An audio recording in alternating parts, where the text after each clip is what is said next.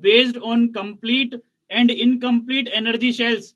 ठीक है, energy shells क्या हो गए, जैसे हमने अभी वैलेंस शेल बात करी थी, जैसे 2s हो गया, 2p5 हो गया।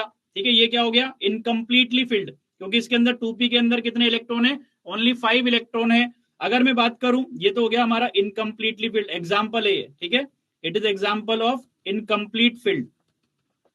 ठीक है, और अगर कंप्लीट फील्ड की बात करें, जैसे कि एग्जांपल हो गया 2s2 2p6, तो ये क्या हो गया, कंप्लीट फील्ड। ठीक है, समझ पा रहे हो कि इनकम्प्लीटली फील्ड का मतलब क्या हुआ और कंप्लीटली फील्ड का मतलब क्या हुआ। तो these are the examples of complete and incomplete field. ठीक है, तो उन्होंने इसके बेसिस पे एलिमेंट्स को क्या किया था, क्लासिफाई किया था। कैसे क्लासिफाई किया था उन्होंने, क्या टर्मिनोलॉजी यूज में ली थी, इनर्ट गैसेस। इनर्ट गैसेस कौन से एलिमेंट्स को बोला गया था, जिनके अंदर क्या था, जो वैलेंस शेल है वो कंप्लीटली फिल्ड था, वैलेंस शेल कंप्लीटली फिल्ड था। जैसे कि अभी मैंने एक तो आपको बताया एग्जांपल 2s2 2p6 हो गया, ये क्या हो गया, कंप्लीटली फिल्ड। इसी तरीके से 3s2 3p6 हो गया। तो उन्होंने ये बोला था कि क्योंकि ये जो एलिमेंट्स हैं जिनमें completely filled valence shell configuration है या एनर्जी शेल्स जो है कंप्लीटली फिल्ड है, तो ये क्या है, रिएक्शन नहीं करती है, यानी क्या होती है, रिएक्टिव नहीं होती है, अनरिएक्टिव होती है। इसीलिए इनको क्या बोला गया, इनर्ट गैस बोला गया। क्या बोला गया, इनर्ट गैसेस बोला गया, क्योंकि इनका जो कॉन्फ़िगरेशन है वो कैसा है, स्टेबल कॉन्फ़िगरेशन है। इसलिए ये केमिकल रिएक्शंस के अंदर पार्टिसिपेट नहीं करती है, अनरिएक्टिव रहती है। इसलिए इनको क्या बोला गया है, इनर्ट गैस बोला गया है। ठीक है, तो अकॉर्डिंग टू जो हमारा मॉडिफाइड मेंडलीव पीरियोडिक टेबल है, उसमें जो जीरो ग्रुप था उनको क्या बोला गया था, इनर्ट गैसेस बोला गया था। क्या ये बात सभी को क्लियर है। चलिए नेक्स्ट हम बात करते हैं रिप्रेजेंटेटिव और नॉर्मल एलिमेंट्स। तो रिप्रेजेंटेटिव और नॉर्मल एलिमेंट्स कौन से एलिमेंट्स होंगे, वो एलिमेंट्स जो कि S block and p block में लाई करते हैं, लेकिन पी ब्लॉक के जो हमारे 18 ग्रुप वाले एलिमेंट है उनको अगर हम छोड़ दें तो बाकी सभी क्या बोले जाएंगे, रिप्रेजेंटेटिव एलिमेंट बोले जाएंगे। तो यहां पे मैंने आपको जो कल अपलोड किया था वहां पर एक ये लाइन जो है ऐड कर लेना, एक्सेप्ट नोबल गैसेज या फिर इनर्ट गैसेज। ठीक है, क्योंकि नोबल गैसेज जो है उन्हीं को हम क्या बोलते हैं, इनर्ट गैसेज भी बोलते हैं। ठीक है, तो यहां पर जो रिप्रेजेंटेटिव और नॉर्मल एलिमेंट्स की डेफिनेशन बोर ने बताई वो क्या था, क्या बेटा, हाँ, सभी एलिमेंट्स को मिला के, सभी एलिमेंट्स को मिला के जो है रिप्रेजेंटेटिव एलिमेंट या नॉर्मल एलिमेंट्स बोला जाएगा, एक्सेप्ट नोबल गैसेस। ठीक है, तो एस ब्लॉक के जितने एलिमेंट है और पी ब्लॉक के जितने एलिमेंट है उन सभी को मिलाएं और उसमें से नोबल गैसेस हम हटा दें, तो सभी एलिमेंट क्या बोले जाएंगे, रिप्रेजेंटेटिव या नॉर्मल एलिमेंट्स बोले जाएंगे। ठीक है, नहीं बेटा, डी और एफ ब्लॉक नहीं बोले जाएंगे, डी और एफ ब्लॉक को उन्होंने अलग से क्लासिफाई किया था। ठीक है, अभी हम उसी पे आ रहे हैं। ट्रांजिशन एलिमेंट, ट्रांजिशन एलिमेंट कौन बोले जाएंगे, देखो, properties of these elements were intermediate of s block and p block. तो अभी मैंने आपको पीरियडिक टेबल बताई थी ना, उसमें पीरियडिक टेबल के अंदर हमारे पास में क्या था, यहाँ पर एस ब्लॉक था, फिर बीच में क्या आ रहा था, डी ब्लॉक आ रहा था, उसके बाद में कौन आ रहा था, यहाँ पर पी ब्लॉक आ रहा था। ठीक है, तो ये तो हो गया हमारा पी ब्लॉक, ये हो गए हमारे एस ब्लॉक। ठीक है, तो इनको जब अरेंज किया गया था तो वो एस ब्लॉक और पी ब्लॉक के बीच में अरेंज इसलिए किया गया था क्योंकि इनकी जो प्रॉपर्टीज है वो एस ब्लॉक वाले एलिमेंट और पी ब्लॉक वाले जो एलिमेंट है उनके प्रॉपर्टीज के क्या थी, इंटरमीडिएट प्रॉपर्टीज थी, यानी उनके मिडिल में क्या आ रही थी, इनकी प्रॉपर्टीज आ रही थी, और इनको एस ब्लॉक और पी ब्लॉक के बीच में प्लेस किया गया था। इसलिए इनको क्या बोला गया था, स्टार्टिंग में ट्रांजिशन एलिमेंट बोला गया था। ठीक है, यस बेटा, इनर्ट गैसेस जो हैं उनके अंदर, जैसे हीलियम है तो हीलियम के अंदर तो कितने इलेक्ट्रॉन है, टोटल 2 इलेक्ट्रॉन है। ठीक है, और उसके बाद आगे हम बढ़ते जाते हैं तो कितने इलेक्ट्रॉन होते हैं, वैलेंस शेल के अंदर यहाँ पर 8 इलेक्ट्रॉन हो जाएंगे। ठीक है, और उसके बाद में अगर हम बात करें आर्गन, तो आर्गन के अंदर कितने हो जाएंगे, 8 इलेक्ट्रॉन हो जाएंगे। बेटा जो मैं पढ़ा रहा हूं आप उस पर फोकस करो। क्या होता है, आप यहाँ पर कुछ लिखते हो और मुझे जब वो डाउट में क्लियर करता हूं तो सब कुछ क्या हो जाता है, मिक्स हो जाता है। ठीक है, इंटरमीडिएट का मतलब होता है उनके बीच में लाई करना। ठीक है, यानी कि दोनों से क्या होना है, बीच में होना। क्लियर, तो properties of these elements were intermediate of s block and p block. जैसे हम बोलते हैं कि मान लो ये ये आपका घर है और ये आपके दोस्त का घर है, इसके बीच में एक और घर आ रहा है, तो ये घर क्या बोला जाएगा? Intermediate of both your friends house and your house. ठीक है, तो इंटरमीडिएट का मतलब होता है जो कि बीच में आता है। ठीक है, चलिए मैं जो बोल रहा हूं बेटा आप उसके ऊपर फोकस करिए। ठीक है, इधर उधर की बातें आप चैट में मत लिखिए, मैं आपको फिर भी कह रहा हूं, आप अगर यहाँ पर टाइम खराब होगा। ठीक है, मैं जो बोल रहा हूं पहले उसको सुनो, अगर फिर आपको कोई डाउट आता है तो वो आप बोलो। ठीक है, तो transition element, properties of these elements were intermediate of s block and p block elements, hence were named as transition element. ठीक है, लेकिन बाद में इसको चेंज करके क्या बोला गया, जो बोर्स थे, बोर ने क्या किया था, इसको अपने अकॉर्डिंग एक डेफिनेशन बनाई। क्या डेफिनेशन बनाई? कि elements having partially filled d orbitals in ground state or any chemically significant oxidation state are called transition element. अब इसका क्या मतलब हुआ, इसका मतलब क्या हुआ समझेंगे।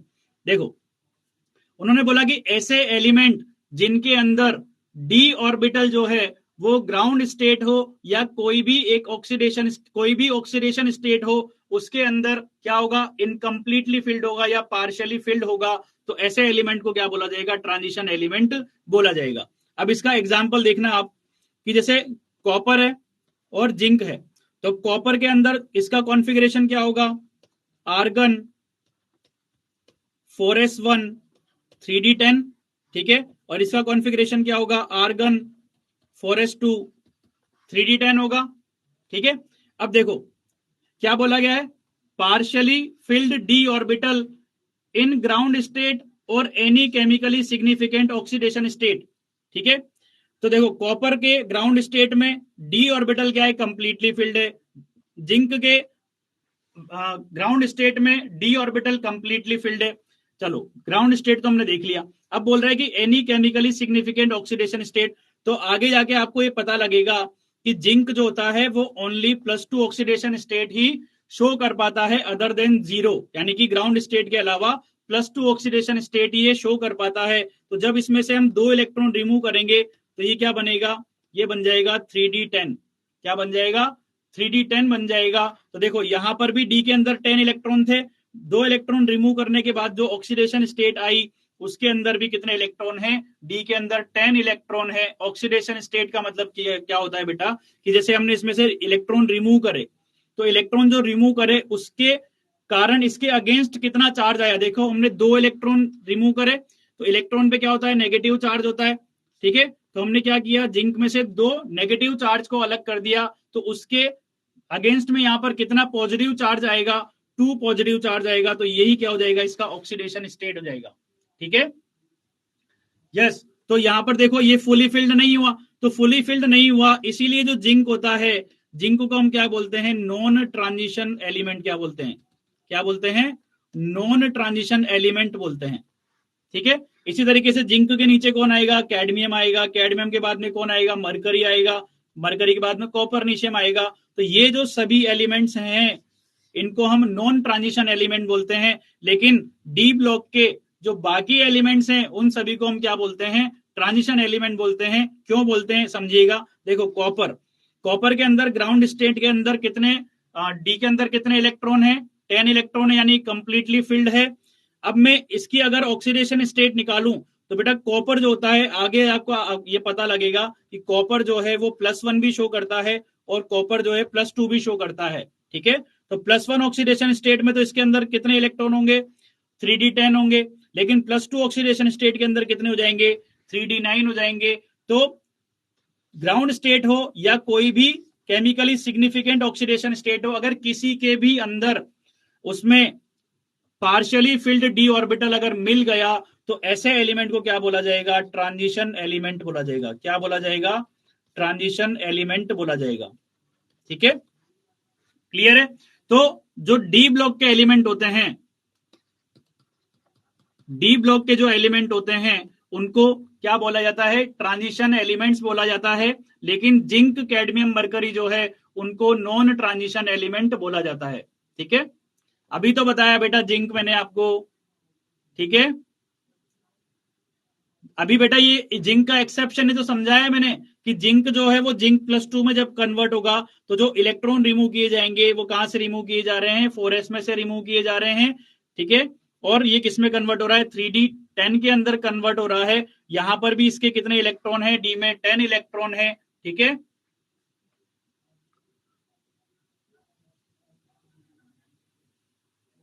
बेटा Cu2+ तो इसका आयन है, एलिमेंट कौन है, कॉपर है, तो कॉपर को क्या बोला जाएगा, ट्रांजिशन एलिमेंट बोला जाएगा। ठीक है, तो अब सुनिएगा, डी ब्लॉक के सारे एलिमेंट जो हैं वो क्या होंगे, ट्रांजिशन एलिमेंट होंगे, except zinc, cadmium, mercury and copernicium. ठीक है, ये सभी क्या होंगे, नॉन ट्रांजिशन एलिमेंट होंगे। क्या इतनी बात सभी को क्लियर है कि डी ब्लॉक के सभी एलिमेंट्स ट्रांजिशन एलिमेंट होंगे except zinc, cadmium and mercury and copernicium, because उनके डी ऑर्बिटल जो है वो ग्राउंड स्टेट या फिर किसी ऑक्सीडेशन स्टेट के अंदर क्या मिल रहा है, कंप्लीटली फिल्ड मिल रहा है, इसलिए हम उसको नॉन ट्रांजिशन एलिमेंट बोलेंगे। ठीक है, चलिए, तो यही जो है यहां पर एग्जांपल में लिखा गया है कि according to this zinc, cadmium, mercury and copernicium non transition element होंगे। ठीक है, रीजन क्या हो गया कि n-1 जो डी सबशेल है उसके अंदर टोटल कितने इलेक्ट्रॉन आ रहे हैं। बेटा एनसीईआरटी जनरली जो हमारा 7th पीरियड होता है उसकी बात नहीं करता है, एनसीईआरटी जनरली जो 7th पीरियड है उसकी बात नहीं करता है, बट क्योंकि कॉपरनीशियम जो है वो इसी ग्रुप का मेंबर है तो वो भी क्या हो जाएगा, नॉन ट्रांजिशन एलिमेंट हो जाएगा। ठीक है, चलिए आगे बढ़ते हैं। नेक्स्ट क्लासिफिकेशन था inner transition element. Inner transition element किनको बोला गया, बोर के अकॉर्डिंग, बेटा कॉपर जो है वो कंप्लीटली फिल्ड है, लेकिन उसके जो ऑक्सीडेशन स्टेट है Cu2+, उसके अंदर क्या मिल रहा है, इनकम्प्लीटली फिल्ड मिल रहा है।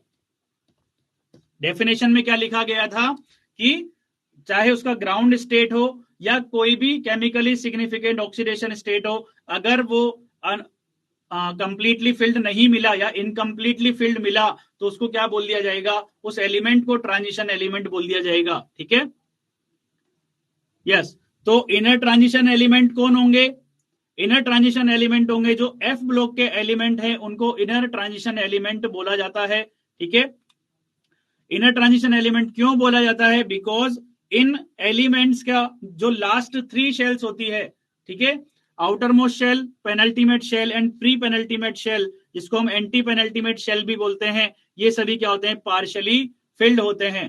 ठीक है, तो ये इनर ट्रांजिशन एलिमेंट हो जाएंगे एफ ब्लॉक के एलिमेंट। ठीक है, अब इसमें जो लेंथेनाइड होते हैं हमारे, जो लेंथेनॉइड एलिमेंट हमारे होते हैं, इनको हम एक और टर्म यहां पर बोलते हैं, दैट इज रेयर अर्थ्स। क्या बोलते हैं, रेयर अर्थ्स। यस बेटा, बिल्कुल सही बोला आदित्य आपने कि अगर एक भी, जैसे मान ली हमने बात करी थी कॉपर प्लस और कॉपर +2 की, तो कॉपर के चाहे ग्राउंड स्टेट हो, ये क्या हो जाएगा, इसका ग्राउंड स्टेट हो जाएगा, चाहे उसके क्या है ऑक्सीडेशन स्टेट हो, अगर किसी भी जो ऑक्सीडेशन स्टेट के अंदर या ग्राउंड स्टेट के अंदर अगर इनकम्प्लीटली फिल्ड मिल गया तो वो जो एलिमेंट होगा उसको क्या बोला जाएगा, ट्रांजिशन एलिमेंट बोला जाएगा। ठीक है, यस बेटा, कॉपर जो है ट्रांजिशन एलिमेंट हो जाएगा। नहीं बेटा, जो मैंने आपको निमोनिक सिखाए थे वो हमारे मॉड्यूल के अंदर नहीं है, जो मैंने आपको निमोनिक सिखाए थे वो मॉड्यूल में नहीं है, वो मैंने आपको खुद बताए हैं। ठीक है, यस, चलिए अब हम बात करते हैं कि लेंथेनॉइड जो है उनको हम रेयर अर्थ्स भी बोलते हैं। ठीक है, तो आप ये याद रखिएगा कि इनर ट्रांजिशन एलिमेंट जो है वो कौन होंगे, एफ ब्लॉक के एलिमेंट होंगे। एफ ब्लॉक के एलिमेंट कौन कौन होते हैं, लेंथेनाइड्स होते हैं, ठीक है, और एक्टिनाइड्स होते हैं, ये होते हैं हमारे 4F सीरीज और ये होते हैं हमारे 5F सीरीज। ठीक है, सेकेंड पॉइंट बेटा देखो, in these elements last 3 shells, जैसी outermost shell, penultimate shell and pre penultimate shells are incompletely filled. ठीक है, इसी को क्या बोला जाता है, एफ ब्लॉक एलिमेंट बोला जाता है। एग्जाम्पल, इसका एग्जाम्पल देखें एक, देखो एग्जाम्पल देखते हैं। जैसे सीरियम जो है, सीरियम का अगर हम कॉन्फ़िगरेशन लिखे तो क्या हो जाएगा, सीरियम होता है 6th पीरियड का एलिमेंट, तो 5th पीरियड के अंदर जो हमारी नोबल गैस होगी वो कौन हो जाएगी, जेनन हो जाएगी। फिर उसके बाद में कौन आएगा, 6s के अंदर 2 इलेक्ट्रॉन, फिर उसके बाद में क्या आएगा, 4f के अंदर 1 इलेक्ट्रॉन, और यहां पर 5d के अंदर 1 इलेक्ट्रॉन। ठीक है, अब देखो जो मेरा 5th शेल होगा, 5th शेल क्या आएगा, देखो 5s में 2 इलेक्ट्रॉन, फिर 5p में 6 इलेक्ट्रॉन, फिर उसके बाद में 5d में 1 इलेक्ट्रॉन। अगर मैं इसको शेल वाइज अरेंज करूंगा तो इस तरीके से लिखूंगा। फिर इसके पहले कौन आएगा, यहां पर 4f, 4s2, 4p6, 4d10 और 4f1। ठीक है, फिर उसके बाद में कौन आएगा, 6s2, देन उसके बाद में 6p में 0 है, 6d में भी 0 है और 6f में भी 0 है, तो इनको लिखने की यहां पर जरूरत नहीं है। ठीक है, तो ये तो हो गया मेरा कौन सा शेल, ये हो गया प्री पेनल्टीमेट शेल, यानी कि n-2। थोड़ा इधर लिखते हैं साइड में, है ना, यहां पर दिख नहीं रहा होगा आपको, यहां पर लिखता हूं मैं। देखो सबसे पहले 4s के अंदर 2 इलेक्ट्रॉन जाएंगे, फिर 4p के अंदर 6 इलेक्ट्रॉन, 4d के अंदर 10 इलेक्ट्रॉन, और ये जो 4f लिखा हुआ है ये 4f का 1 इलेक्ट्रॉन। फिर उसके बाद में कौन आएगा, 5s के अंदर 2 इलेक्ट्रॉन, फिर 5p के अंदर 6 इलेक्ट्रॉन, देन 5d के अंदर कितने इलेक्ट्रॉन, 1 इलेक्ट्रॉन, देन उसके बाद में कौन आएगा, 6s। ठीक है, 6s में 2 इलेक्ट्रॉन। अब इसके आगे क्या होगा, यहां पर कोई इलेक्ट्रॉन नहीं होगा। तो ये तो हो गया इसका, यहां पर ये हो गया यहां पर इसका प्री पेनल्टीमेट शेल। ठीक है, ये हो गया यहां पर इसका पेनल्टीमेट शेल, और ये क्या हो गया इसका वैलेंस शेल। क्या ये बात अभी क्लियर हुई आप सभी लोगों को, कि जो एफ ब्लॉक के एलिमेंट है अगर उनका हम कॉन्फ़िगरेशन लिखेंगे और उसको अगर शेल वाइज अरेंज करेंगे तो जो उसका वैलेंस शेल है वो भी इनकम्प्लीटली फिल्ड है, जो उसका पेनल्टीमेट शेल है वो भी इनकम्प्लीटली फिल्ड है, और जो उसका प्री पेनल्टीमेट शेल है वो भी इनकम्प्लीटली फिल्ड है। तो ऐसे एलिमेंट जो है उनको क्या बोला जाएगा, इनर ट्रांजिशन एलिमेंट बोला जाएगा। आपको तो मोटी मोटी बात क्या ध्यान रखनी है कि एफ ब्लॉक के जो एलिमेंट है वो क्या होंगे, इनर ट्रांजिशन एलिमेंट होंगे। इसका कंसेप्ट भी मैंने आपको बता दिया है। ठीक है, अब हम बात करते हैं कुछ और टर्मिनोलॉजी होती है जो हमें यहाँ पर पीरियोडिक टेबल के अंदर हम यूज करते हैं। कौन कौन सी वो टर्मिनोलॉजी होती है, जैसे कि नोबल गैस। अभी मैंने आपको बताया था कि जो इनर्ट गैसेस होती हैं उन्हीं को हम क्या बोलते हैं, नोबल गैसेस भी बोलते हैं। ठीक है, टिपिकल एलिमेंट जो थर्ड पीरियड के एलिमेंट होते हैं उनको हम क्या बोलते हैं, टिपिकल एलिमेंट बोलते हैं। जैसे कि सोडियम हो गया, ठीक है, सोडियम के बाद में मैग्नीशियम, एल्यूमिनियम, सिलिकॉन, आगे अप टू यहां पर आर्गन तक हो जाएगा। ठीक है, ये सभी एलिमेंट जो है टिपिकल एलिमेंट्स बोले जाते हैं। ठीक है, देन हम बात करते हैं next terminology, that is diagonal relationship. ठीक है, तो ट्रांजिशन के ट्रांजिशन एलिमेंट के अंदर डी ऑर्बिटल इनकम्प्लीटली फिल्ड होता है।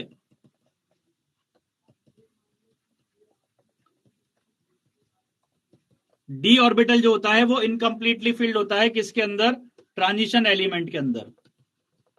ठीक है, either in its ground state or in any chemically significant oxidation state. ठीक है, टिपिकल एलिमेंट बेटा बोला ना थर्ड पीरियड के एलिमेंट होते हैं, और उनको टिपिकल एलिमेंट इसलिए बोला जाता है बिकॉज वो क्या करते हैं, अपना जो पर्टिकुलर ग्रुप होता है, देखो यहां पर आई जाते हैं हम, जैसे मान लीजिए सोडियम है तो सोडियम के बाद में कौन, पोटेशियम है, रुबीडियम है। तो सोडियम जो है वो अपने ग्रुप के जो बाकी एलिमेंट्स हैं उन सभी की प्रॉपर्टीज जो है उनको भी क्या कर रहा है, एक्सप्लेन कर रहा है। तो अगर मैं बात करूं सोडियम पे, अगर मैं जाता हूं तो सोडियम की जो प्रॉपर्टीज है उसी तरीके की सिमिलर प्रॉपर्टीज जो है मुझे किसमें मिल रही है, जो उसके ग्रुप के अदर मेंबर्स है। इसी तरीके मैग्नीशियम की अगर बात करें तो मैग्नीशियम के जो नीचे ग्रुप में अदर मेंबर लाई कर रहे हैं उनकी प्रॉपर्टीज जो है उनको कौन एक्सप्लेन कर पा रहा है, मैग्नीशियम पूरी तरीके से एक्सप्लेन कर पा रहा है। तो जो भी थर्ड पीरियड के एलिमेंट होते हैं वो अपने ग्रुप के सभी एलिमेंट्स की जो प्रॉपर्टी होती है उनको प्रॉपरली क्या कर पाते हैं, रिजेंबल कर पाते हैं, एक्सप्लेन कर पाते हैं। इसीलिए हम इनको क्या बोलते हैं, टिपिकल एलिमेंट बोलते हैं। ठीक है, नहीं सेकंड पीरियड के एलिमेंट टिपिकल एलिमेंट नहीं होते हैं, अभी मैं आगे एक्सप्लेन करूंगा क्यों नहीं होते हैं। ठीक है, चलिए आगे हम बात करते हैं डायगोनल रिलेशनशिप। तो डायगोनल रिलेशनशिप क्या होता है कि पीरियोडिक टेबल के अंदर जो रिलेशनशिप देखा गया वो या तो कैसे देखा गया, ग्रुप वाइज देखा गया, और या फिर कैसा देखा गया, सीरीज वाइज देखा गया। लेकिन कुछ ऐसे एलिमेंट भी मिले जो कि डायगोनली क्या करते हैं, एक दूसरे से रिलेशनशिप रखते हैं। जैसे कि हम बात करें यहां पर है हमारे पास में लिथियम, ठीक है। लिथियम के बाद में कौन आएगा, बेरिलियम। बेरिलियम के बाद में कौन आएगा, यहाँ पर मैग्नीशियम, ठीक है। फिर यहाँ पर डी ब्लॉक आ गया बीच में, डी ब्लॉक के बाद में आया हमारा पी ब्लॉक। पी ब्लॉक के अंदर यहाँ पर कौन आया, एल्यूमिनियम। इसके ऊपर कौन आएगा, बोरोन। बोरोन के बाद में कौन आएगा, कार्बन।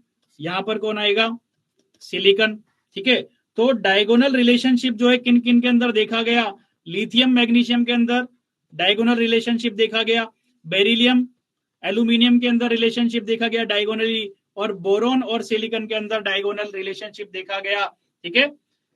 तो जनरली तो जो रिलेशनशिप था वो या तो ग्रुप वाइज देखा जा रहा था, या फिर क्या देखा जा रहा था, पीरियड के अंदर जो है प्रॉपर्टीज चेंज हो रही थी। लेकिन यहां पर कुछ ऐसे एलिमेंट्स भी मिले जो कि क्या कर रहे थे, एक दूसरे से डायगोनली जो है प्रॉपर्टीज के अंदर कैसे थे, सिमिलर थे, ठीक है। तो डायगोनल रिलेशनशिप क्यों बोला गया है, बिकॉज डायगोनली कुछ ऐसे एलिमेंट भी मिले जो कि आपस में कैसे थे, प्रॉपर्टीज के अंदर सिमिलर थे, ठीक है। तो सिमिलर कौन कौन से हो गए, जैसे लिथियम हो गया, मैग्नीशियम हो गया, ठीक है।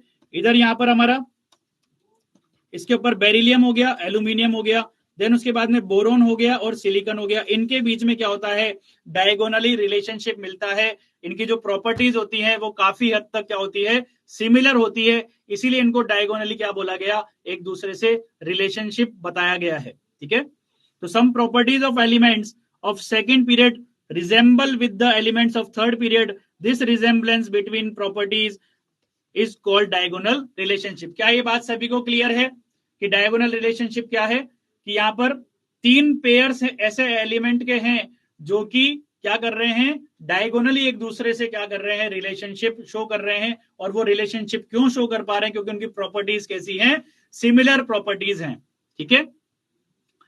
चलिए अब मैंने आपको यहां पर एक चीज बोली थी, ये आप एलिमेंट देख लीजिए कौन कौन से एलिमेंट है। ये जो मैंने यहां लिखा है वही यहां पर लिखा है। अब इनको एक बच्चे ने भी डाउट पूछा था कि जो सेकंड पीरियड के एलिमेंट हैं उनको आपने टिपिकल एलिमेंट क्यों नहीं बोला, टिपिकल एलिमेंट केवल थर्ड पीरियड के एलिमेंट को ही क्यों बोला है। बिकॉज जो लिथियम है ये क्या है, सेकंड पीरियड एलिमेंट है। अब सेकंड पीरियड का जो एलिमेंट है वो दूसरे ग्रुप के एलिमेंट के साथ भी क्या कर रहा है, रिलेशनशिप शो कर रहा है। इसका मतलब वो दूसरे ग्रुप के जो प्रॉपर्टीज हैं उनको भी क्या कर रहा है, रिप्रेजेंट कर रहा है। टिपिकल एलिमेंट की क्या डेफिनेशन थी कि थर्ड पीरियड के एलिमेंट जो कि क्या कर रहे हैं, अपने ग्रुप के एलिमेंट जो हैं उनकी प्रॉपर्टीज में क्या कर, प्रॉपर्टीज को क्या कर रहे हैं, पूरी तरीके से एक्सप्लेन कर पा रहे हैं, ठीक है। लेकिन सेकंड पीरियड का जो एलिमेंट है वो तो डायगोनली क्या कर रहा है, दूसरे ग्रुप के मेंबर से भी जो है सिमिलर प्रॉपर्टीज रख रहा है। इसलिए सेकंड पीरियड के एलिमेंट को टिपिकल एलिमेंट नहीं बोला जाएगा, केवल थर्ड पीरियड के एलिमेंट को ही क्या बोला जाएगा, टिपिकल एलिमेंट बोला जाएगा, ठीक है। चलिए अब हम बात करते हैं ब्रिज एलिमेंट। तो ब्रिज एलिमेंट का क्या डेफिनेशन है कि जो हमारा मॉडिफाइड मेंडलीव प्रेडिक्टेबल था उसके अंदर हमने क्या किया था, जो ग्रुप थे उनको ए और बी में क्या किया था, यहां पर डिवाइड किया था, ठीक है। ए और बी में जब हमने डिवाइड किया तो इन ग्रुप्स का एक ब्रिज एलिमेंट जो है माना गया। जैसे कि मैग्नीशियम जो था वो हमारा ब्रिज एलिमेंट माना गया किन किन के बीच में, जो हमारा यहां पर ग्रुप सेकंड ए था और जो ग्रुप सेकंड बी था उन दोनों के बीच में क्या कर रहा था, प्रॉपर्टीज जो थी उन दोनों के अंदर सिमिलर मिल रही थी।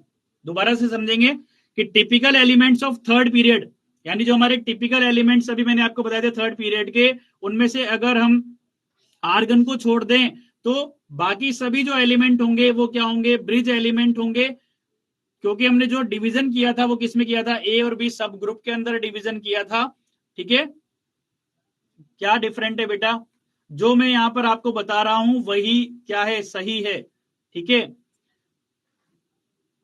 बेटा। अभी आगे आएगा निशांत, आगे आएगा अभी, ठीक है, टेंशन मत लो, अभी आगे आएगा। तो ब्रिज एलिमेंट क्या हुए कि जो हमारा मॉडिफाइड मेंडलीव पीरियोडिक टेबल का कंसेप्ट था उसमें हमने एक जो ग्रुप था, यानी कि जो हमारा एक ग्रुप था उसको हमने दो सब ग्रुप्स के अंदर डिवाइड किया था। और इन सब ग्रुप्स में जब हमने डिवाइड किया तो उन सब ग्रुप्स की प्रॉपर्टीज के सिमिलर हमें एक एलिमेंट ऐसा मिल रहा था थर्ड पीरियड का, जो कि उन दोनों ग्रुप्स की क्या कर रही थी, प्रॉपर्टीज को क्या कर रहा था, एक्सप्लेन कर पा रहा था। तो उसी को क्या बोला गया था, ब्रिज एलिमेंट बोला गया था। तो जैसे हम बात करते हैं यहाँ पर ग्रुप 2A की, तो ग्रुप 2A के अंदर कौन थे हमारे, एल्कलाई अर्थ मेटल्स थे। और जो हमारा ग्रुप 2B था उसके अंदर जिंक, कैडमियम, मरकरी और कॉपरनीशियम था।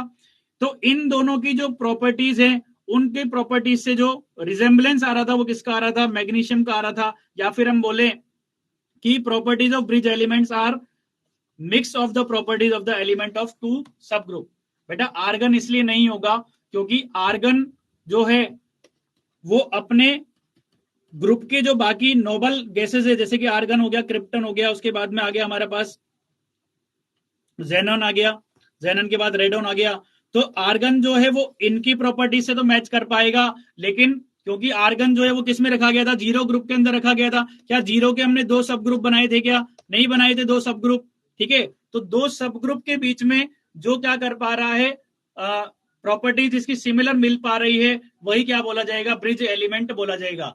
क्या डाउट है बेटा देव सिंह, क्या डाउट है?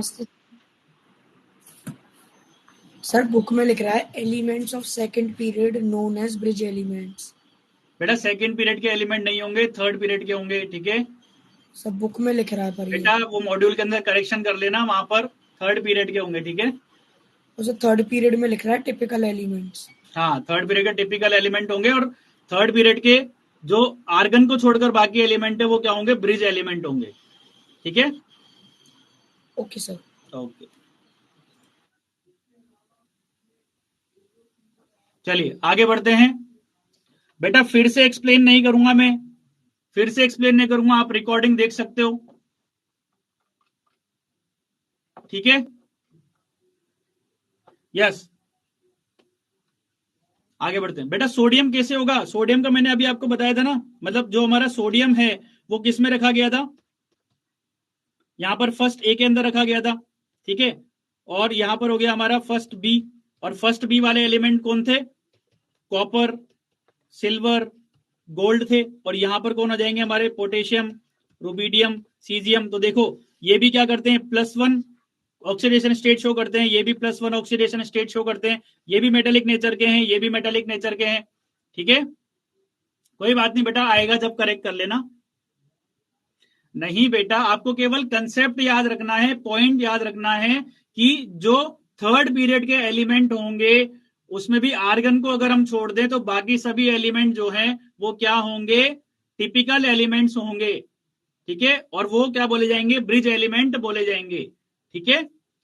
चलिए आगे बढ़ते हैं। ट्रांस यूरेनिक एलिमेंट्स, तो ट्रांस यूरेनिक एलिमेंट कौन होंगे, जो कि यूरेनियम के बाद में आ रहे होंगे, जो यूरेनियम के बाद में क्या किए गए, डिस्कवर किए गए और प्लेस किए गए पीरियोडिक टेबल के अंदर। तो elements after uranium 92 element are called transuranic element, ठीक है। और जो यूरेनियम के बाद में जितने भी एलिमेंट हुए वो सभी क्या थे, आर्टिफिशियल एलिमेंट थे, ठीक है। तो ट्रांस यूरेनिक एलिमेंट जो है वो हम क्या बोल सकते हैं कि दीज आर आर्टिफिशियल एलिमेंट्स, ठीक है। आर्टिफिशियल मतलब मेन मेड एलिमेंट्स, जिनको किसमें बनाया गया है, लेबोरेटरी में बनाया गया है, ठीक है। नेक्स्ट हम बात करें मेन ग्रुप एलिमेंट्स।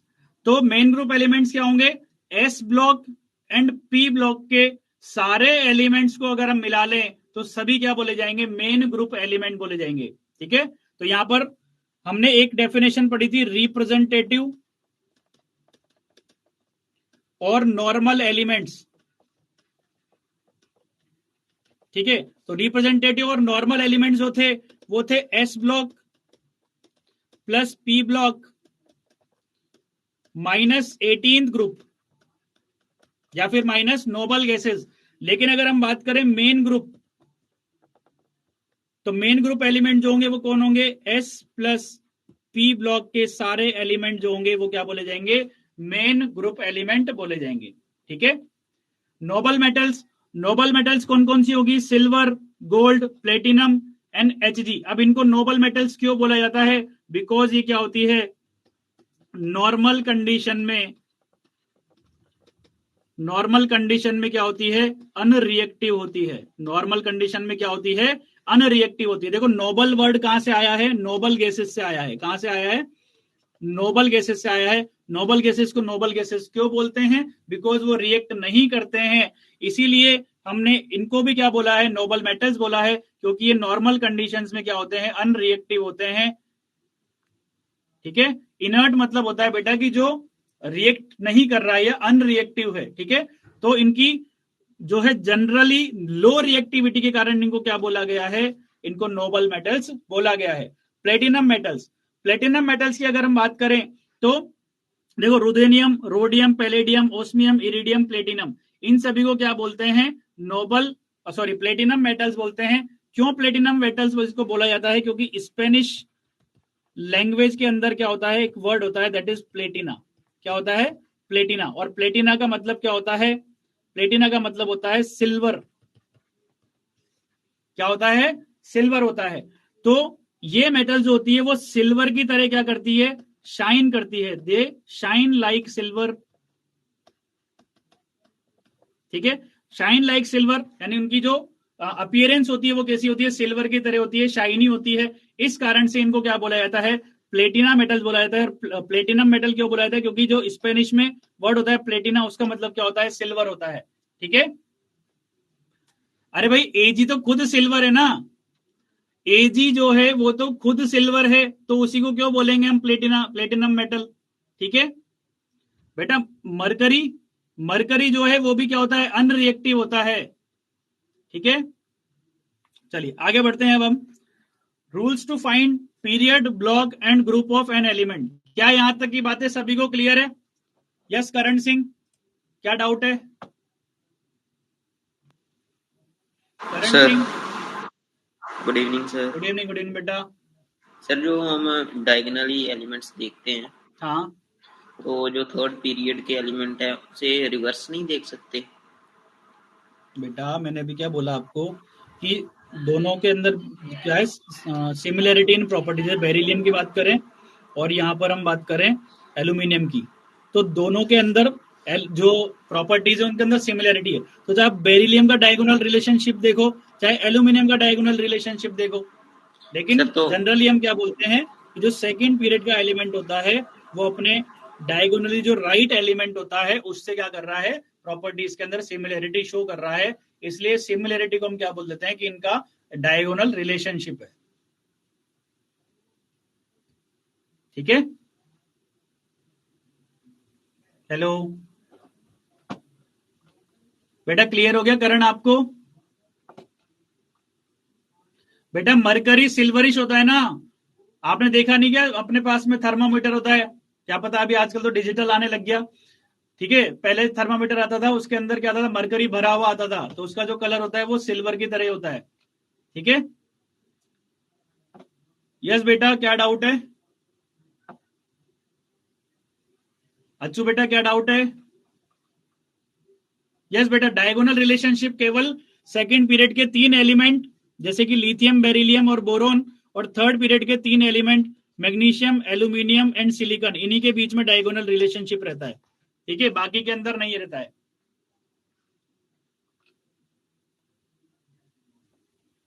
अरे भाई मोल कंसेप्ट की बात नहीं करनी है अभी, मोल कंसेप्ट का आप फिजिकल वाले सर से पूछना, नवीन सर से। ठीक है अच्छू बेटा, चलो। So rules to find the period of an element. अब आपसे क्वेश्चन में मान लो ये पूछा गया कि ये एक पर्टिकुलर एलिमेंट है, इस एलिमेंट का पीरियड नंबर जो है वो आप फाइंड करके बताइए। तो आप कैसे फाइंड आउट करेंगे जरा मुझे बताइए। आप लोगों को ऑलरेडी मैं कंसेप्ट बता चुका हूं, आप लोगों को मैं ऑलरेडी कंसेप्ट बता चुका हूं। क्या हो गया वाणीश्री? अरे अच्छू बोल रही है कि पीरियडिक टेबल देख लें, तो पीरियडिक टेबल देख के अगर बताना होगा तो कैसे बेटा, एग्जाम के अंदर तो पीरियडिक टेबल आपको नहीं दी जाएगी। ठीक है, तो इसका क्या कंसेप्ट होता है कि जो प्रिंसिपल क्वांटम नंबर या एन की जो वैल्यू होती है, मैक्सिमम जो वैल्यू आएगी वही क्या हो जाएगा, उसका पीरियड हो जाएगा। देखो, it is the highest value of n in electronic configuration of the element. ठीक है, अभी इस लाइन को आप समझेंगे। अब मैं आपको एक एग्जाम्पल बता रहा हूं।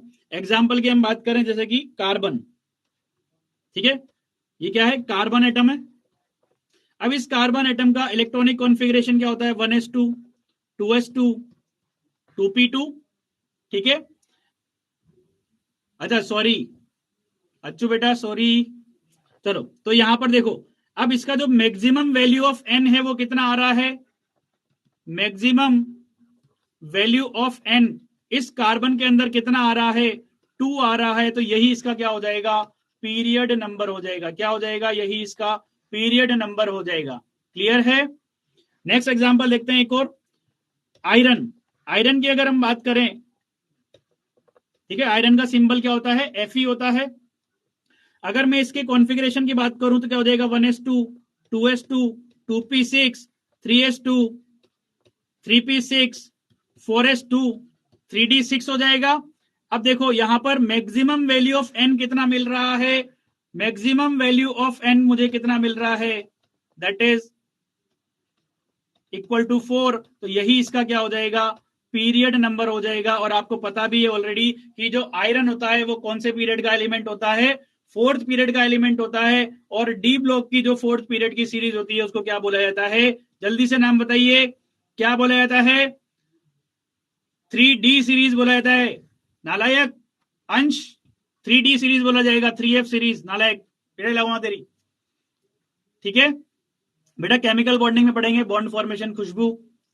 ठीक है चलिए आगे बढ़ते हैं। अब अगर हमें फाइंड आउट करना है किसी एलिमेंट का ब्लॉक और ग्रुप, तो कैसे फाइंड आउट करेंगे। ब्लॉक तो मैंने आपको ऑलरेडी बता दिया है कि लास्ट इलेक्ट्रॉन जिस ऑर्बिटल में जाएगा, अगर s ऑर्बिटल में जा रहा है तो s ब्लॉक एलिमेंट बोलेंगे, अगर p ऑर्बिटल में जा रहा है तो p ब्लॉक एलिमेंट बोलेंगे, और अगर d या f में जा रहा है तो किस में बोलेंगे, उसको d या f ब्लॉक का एलिमेंट बोलेंगे। तो हमारे पास में जनरल इलेक्ट्रॉनिक कॉन्फ़िगरेशन बताए थे मैंने आपको सभी के, ठीक है। अगर differentiating last electron s orbital में जा रहा है तो उसका ब्लॉक क्या हो जाएगा, जल्दी बताइए। डिफरेंशिएटिंग लास्ट इलेक्ट्रॉन अगर s ऑर्बिटल में जा रहा है तो ब्लॉक क्या हो जाएगा, s ब्लॉक हो जाएगा। और ग्रुप नंबर हम कैसे फाइंड आउट करेंगे कि अगर ns1 कॉन्फ़िगरेशन है तो फर्स्ट ग्रुप होगा, अगर ns2 कॉन्फ़िगरेशन है तो सेकंड ग्रुप होगा। एग्जांपल देखते हैं, एग्जांपल से ज्यादा अच्छी समझ में आएगा। जैसे हम बात करें सोडियम की, तो सोडियम का कॉन्फ़िगरेशन क्या है, 1s2, 2s2, 2p6, 3s1। तो देखो ns1 कॉन्फ़िगरेशन आ रहा है, इसका मतलब इसका ग्रुप नंबर क्या हो जाएगा, इसका ग्रुप हो जाएगा 1 हो जाएगा। ठीक है। अगर हम बात करें यहां पर सेकंड एग्जांपल की मैं बात करूं जैसे बेरिलियम की, तो बेरिलियम के अंदर क्या हो जाएगा, 1s2, 2s2, यही इसका कॉन्फ़िगरेशन होगा। ठीक है। अब देखो यहां पर कॉन्फ़िगरेशन क्या आ रहा है, ns2 कॉन्फ़िगरेशन। ns2 कॉन्फ़िगरेशन अगर आ रहा है तो ग्रुप नंबर क्या हो जाएगा, ग्रुप नंबर इक्वल्स हो जाएगा इसका सेकंड ग्रुप। और आपको पता ही है सेकंड ग्रुप में लाई करता है बेरिलियम। ठीक है। बेरिलियम के बाद में कौन आएगा, मैग्नीशियम, फिर कैल्शियम। क्लियर है। चलिए तो ये तो हो गया एस ब्लॉक के एलिमेंट की। अगर हम बात करें, अगर पी ऑर्बिटल के अंदर जा रहा है लास्ट इलेक्ट्रॉन, तो उस एलिमेंट को कौन से ब्लॉक का एलिमेंट बोला जाएगा, पी ब्लॉक का एलिमेंट बोला जाएगा।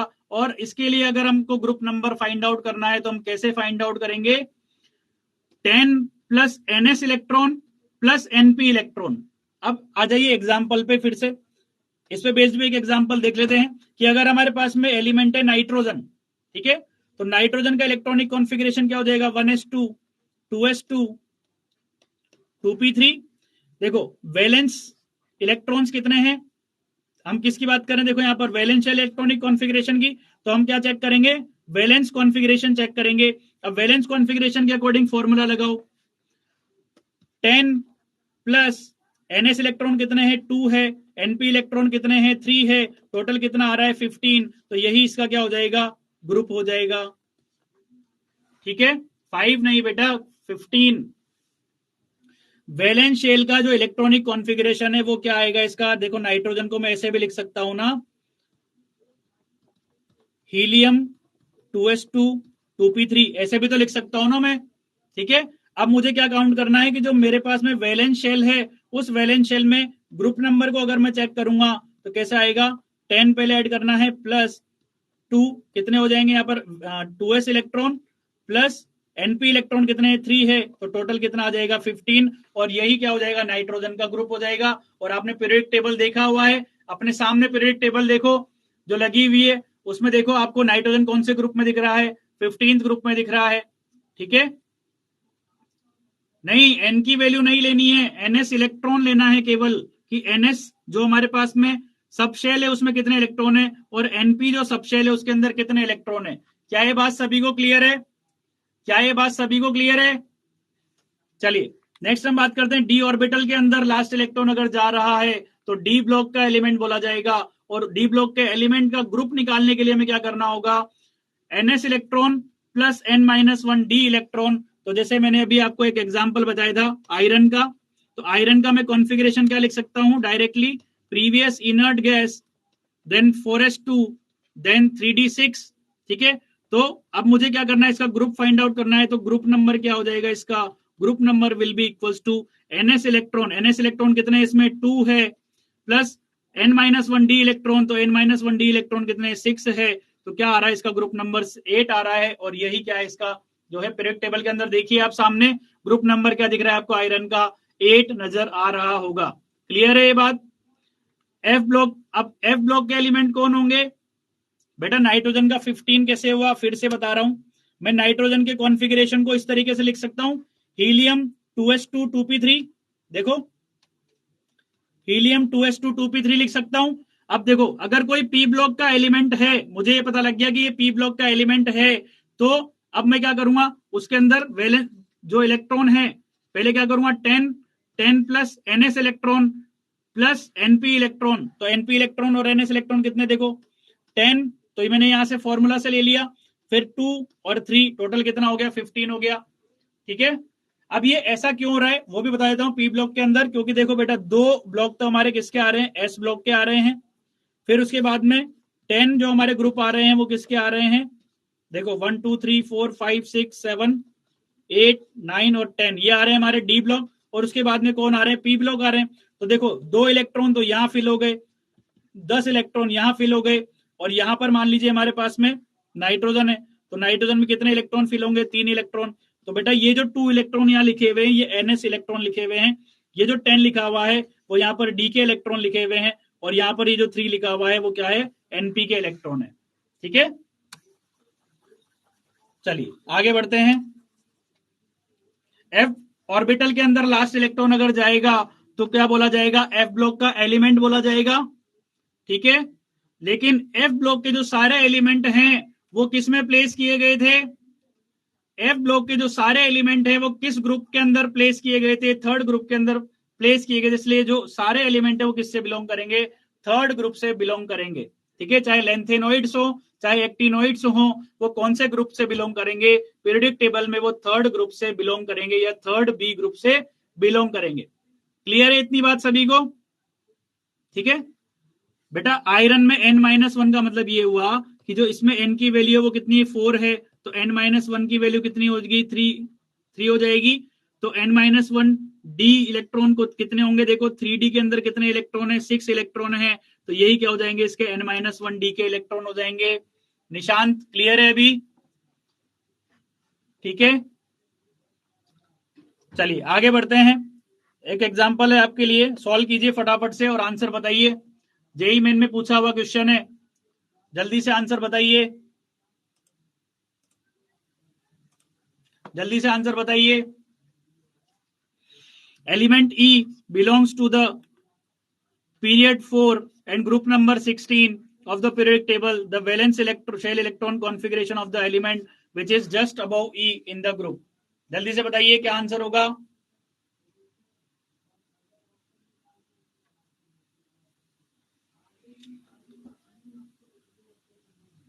हाँ बेटा, फॉर्मूला जो है वो आपको ध्यान रखना है कि आपको सबसे पहले एक एलिमेंट जो दिया गया है उसका इलेक्ट्रॉनिक कॉन्फ़िगरेशन लिखना है, उसमें जो लास्ट इलेक्ट्रॉन जाएगा वो किस ब्लॉक के किस सबशेल के अंदर जा रहा है, उससे आपको ब्लॉक आइडेंटिफाई हो जाएगा, और एक बार ब्लॉक आइडेंटिफाई हो गया तो आप क्या कर सकते हो, फॉर्मूला अप्लाई करो और आपको ग्रुप नंबर मिल जाएगा। ठीक है, चलिए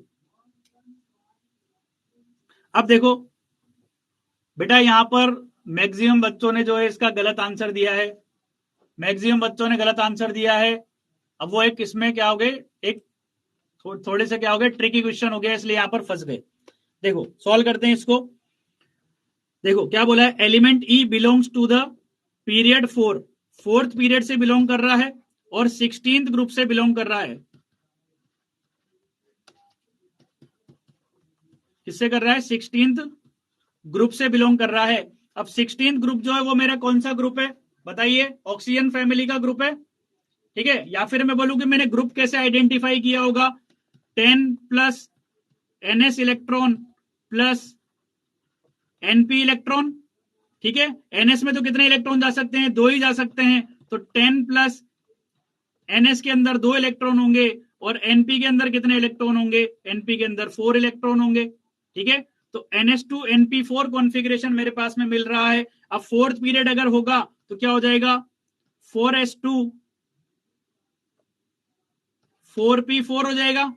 क्या हो जाएगा, 4s2 4p4 हो जाएगा। अब ये जो एलिमेंट है ये तो मेरा कौन सा निकल कर आया, ई एलिमेंट निकल कर आया, ठीक है। यहां पर क्वेश्चन में क्या पूछा गया है कि उस एलिमेंट का वैलेंस शेल इलेक्ट्रॉनिक कॉन्फ़िगरेशन बताओ दैट इज जस्ट अबव ई। तो बेटा 4s2 4p4 कॉन्फ़िगरेशन जो है वो मेरा उसके जस्ट ऊपर वाला एलिमेंट कौन सा होगा। हमें पता है कि एक जो ग्रुप होता है उसके अंदर वैलेंस शेल कॉन्फ़िगरेशन जो होता है एलिमेंट्स का वो क्या होता है, सेम होता है। तो ये हो जाएगा 3s2 3p4, ये तो हो गया मेरा ई एलिमेंट, और ये उसके जस्ट ऊपर वाला जो एलिमेंट होगा वो क्या हो जाएगा, 3s2 3p4 हो जाएगा। क्या ये बात सभी को क्लियर है, क्वेश्चन कैसे सॉल्व करना है पता लग गया। कैसे सॉल्व करना है कि हमें दिया हुआ यहां पर ग्रुप नंबर 16 ग्रुप जो होगा उसके अंदर क्या होगा, 10 प्लस NS इलेक्ट्रॉन होंगे प्लस NP इलेक्ट्रॉन होंगे। अब देखो 10 के बाद में कितने इलेक्ट्रॉन और फिल करने होंगे हमें, 6 इलेक्ट्रॉन। तो NS के अंदर तो 2 ही इलेक्ट्रॉन जा सकते हैं, NP के अंदर 4 इलेक्ट्रॉन जा सकते हैं। तो अब मेरा क्योंकि ये फोर्थ पीरियड का एलिमेंट है तो क्या हो जाएगा, 4s2 4p4 कॉन्फ़िगरेशन हो जाएगा। और 4s2 4p4 तो मेरा आया है ई एलिमेंट, इसके जस्ट अबोव वाला जो होगा उसके अंदर क्या हो जाएगा, n की वैल्यू क्या हो जाएगी, देखो यहां पर n की वैल्यू 4 थी फोर्थ पीरियड के लिए, उसके जस्ट जो ऊपर होगा उसके लिए n की वैल्यू 3 हो जाएगी और वैलेंस शेल कॉन्फ़िगरेशन क्या हो जाएगा, 3s2 3p4 हो जाएगा। और इसका आंसर क्या हो जाएगा, ऑप्शन ए, ठीक है बेटा। इसलिए लिया ना क्योंकि मेरे पास में 16 ग्रुप नंबर 16 जो होगा वो मैंने आपको बताया था कि पी ब्लॉक जो है उसके अंदर कौन कौन से ग्रुप होते हैं, ग्रुप नंबर 13 से लेकर ग्रुप नंबर 18 तक होते हैं। तो मुझे ये भी ध्यान रखना है कि ग्रुप नंबर अगर 13 से लेकर 18 आया तो मैं कौन सा ग्रुप कौन सा ब्लॉक बोलूंगा, पी ब्लॉक का बोलूंगा। और पी ब्लॉक का अगर होगा तो वैलेंस शेल सॉरी हमारे पास ग्रुप नंबर हमने कैसे निकाला था, 10 plus NS electron plus NP electron करके निकाला था, ठीक है। तो दोनों आपस में इंटर रिलेटेड है। आपको एलिमेंट दिया गया है तो आप उससे ग्रुप निकाल सकते हो, अगर आपको ग्रुप नंबर दिया हुआ है तो आप उससे क्या निकाल सकते हो, कॉन्फ़िगरेशन निकाल सकते हो, और एलिमेंट जो है वो भी आप आइडेंटिफाई कर सकते हो, ठीक है बेटा। अगर ई केवल ई अगर पूछा होता तो आंसर क्या हो जाता यहां पर, 4s2 4p4 और 3d10, ठीक है। क्योंकि 4s के पहले कौन सा ऑर्बिटल फ्री, यहां पर 4s के पहले क्या हो जाए, देखो 4s के बाद में क्या बराबर में आएगा, 3d10 होगा और फिर उसके बाद में 4p4 आएगा, ठीक है। क्योंकि 4s के बाद एनर्जी में कौन आगे आएगा, 3d आएगा ना, फिर उसके बाद में 4p आएगा। तो अगर ई पूछा जाता, अगर ई एलिमेंट हमसे पूछा जाता तो वो क्या हो जाता, 3d10 4s2 4p4 हो जाता, ठीक है। यस से आदित्य क्या हुआ, आदित्य बेटा क्या हुआ, सर एक रिक्वेस्ट थी सर। क्या हुआ सर वो जब भी आप क्वेश्चन दिया करो ना प्लीज थोड़ा सा मतलब साइलेंट हो जाना सर, पढ़ नहीं पा रहे थे सर, क्या इसलिए चीज नहीं पढ़ पा रहे थे, सर जो क्वेश्चन है सर। अच्छा ठीक है बेटा, थैंक यू सर। चलो बाकी बच्चे तो पढ़ पा रहे थे ना, आदित्य को थोड़ा कंसंट्रेट नहीं हो पाता है, बाकी बच्चे पढ़ पा रहे थे, चलिए कोई बात नहीं, इतना ही टाइम मिलेगा बेटा, एग्जाम में भी इतना ही टाइम मिलेगा एक क्वेश्चन के ऊपर, ध्यान रखना ये चीज, ठीक है। और वहां पर आप किसी को साइलेंट होने के लिए बोलोगे तो साइलेंट नहीं होगा वहां पे कोई भी, आसपास में जो आ रही होगी नॉइज आ रही होगी, ठीक है। तो थोड़ा फोकस करके चलो। चलो नेक्स्ट क्वेश्चन अटेम्प्ट करो फटाफट से। The element with Z equal to 120 not yet discovered, या इसने ऑलरेडी बोल दिया है कि अभी डिस्कवर नहीं हुआ है, ठीक है, इसलिए कोई भी साइंटिस्ट ना बने। तो ये जो एलिमेंट होगा ये कौन से, मतलब ये कौन सा एलिमेंट होगा, इसको हम क्या नाम देंगे? तो बेटा आंसर बताइए जल्दी से, आंसर बताइए, जल्दी से आंसर बताइए।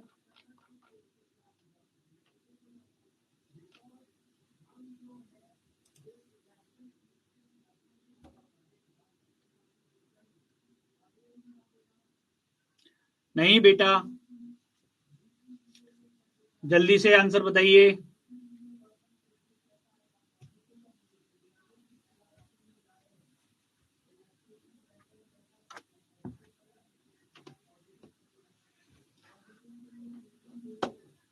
चलिए, दो ऑप्शंस के बीच में मुझे आंसर यहां पर मिल रहे हैं।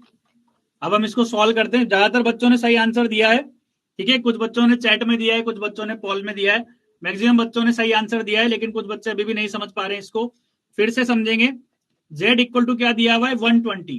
ठीक है, मैंने आपको क्या बताया था कि जो हमारे नोबल गैस एलिमेंट होते हैं, जैसे हीलियम हो गया, ठीक है, नियोन, आर्गन, क्रिप्टन, उसके बाद में आ गया अपना जेनॉन, ठीक है, जेनॉन के बाद में रेडॉन, और रेडॉन के बाद में कौन आ जाएगा? ऑर्गेनेसॉन।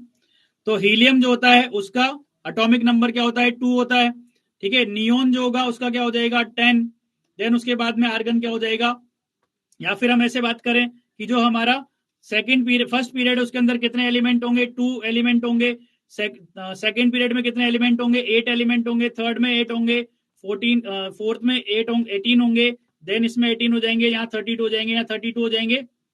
ये टोटल एलिमेंट कितने होंगे? 118। ठीक है, इसका मतलब जो नोबल गैस होगी, लास्ट नोबल गैस ऑर्गेनेसॉन, उस ऑर्गेनेसॉन के बाद में क्या हो जाएगा? पीरियड चेंज हो जाएगा। और जब पीरियड चेंज होता है तो बाकी बचे हुए जो इलेक्ट्रॉन जाएंगे वो किसके अंदर जाएंगे? 8th पीरियड का जो s ऑर्बिटल होगा उसके अंदर जाएंगे। तो ये कॉन्फ़िगरेशन किसका आ रहा है? NH2 कॉन्फ़िगरेशन आ रहा है।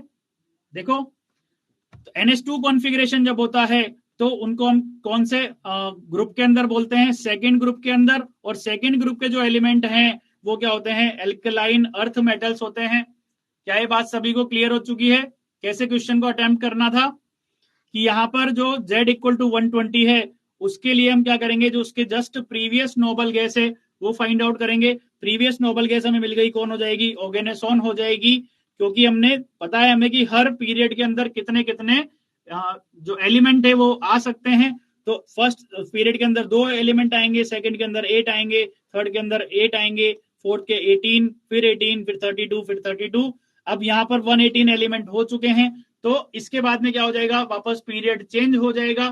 पीरियड नंबर चेंज होगा तो अगला क्या होगा? शेल आएगा। अगला शेल आएगा तो उसके अंदर 2 इलेक्ट्रॉन फिल करेंगे।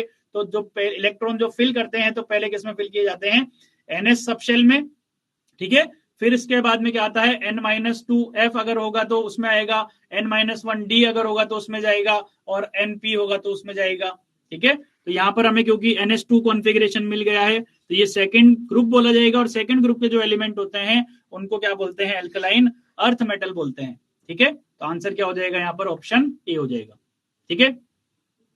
चलिए, अब ये जो क्वेश्चन है ये आपके लिए होमवर्क रहेगा, ठीक है, होमवर्क में करिएगा इसको। नेक्स्ट जो क्वेश्चन है ये भी आपके लिए होमवर्क में रहेगा, होमवर्क में कीजिएगा इसको भी, ठीक है। अच्छे क्वेश्चन है दोनों। अब हम बात करते हैं IUPAC नोमेनक्लेचर की। तो जो यहां पर Z ग्रेटर देन 100 ऐसे एलिमेंट जिनका एटॉमिक नंबर क्या है? 100 से ज्यादा है, उनके लिए IUPAC ने क्या व्यवस्था करी कि उनका जो एटॉमिक नंबर है, सॉरी, उनका जो नोमेनक्लेचर है या उनका जो नेम होगा वो सॉर्ट ऑफ रूल्स उसके लिए बना दिए गए। वो सॉर्ट ऑफ रूल्स क्या थे कि डिजिट अगर वहां पर 0 है, डिजिट 0 है तो उसके लिए नेम क्या हो जाएगा? निल हो जाएगा। और उसके लिए एब्रीविएशन यानी उसके लिए सिंबल जो यूज में लिया जाएगा वो सिंबल क्या हो जाएगा? N हो जाएगा। अगर 1 है तो उसके लिए अनयूज में लिया जाएगा, और उसके लिए जो एब्रीविएशन हो जाएगा वो क्या हो जाएगा? U हो जाएगा। इसी तरीके से सभी जो नंबर्स हैं अप टू 9, इन सभी के लिए क्या कर दिया गया? बता रहा हूं। जैसे हम बात करें हम Z इक्वल टू 101, क्या है? Z equal to 101।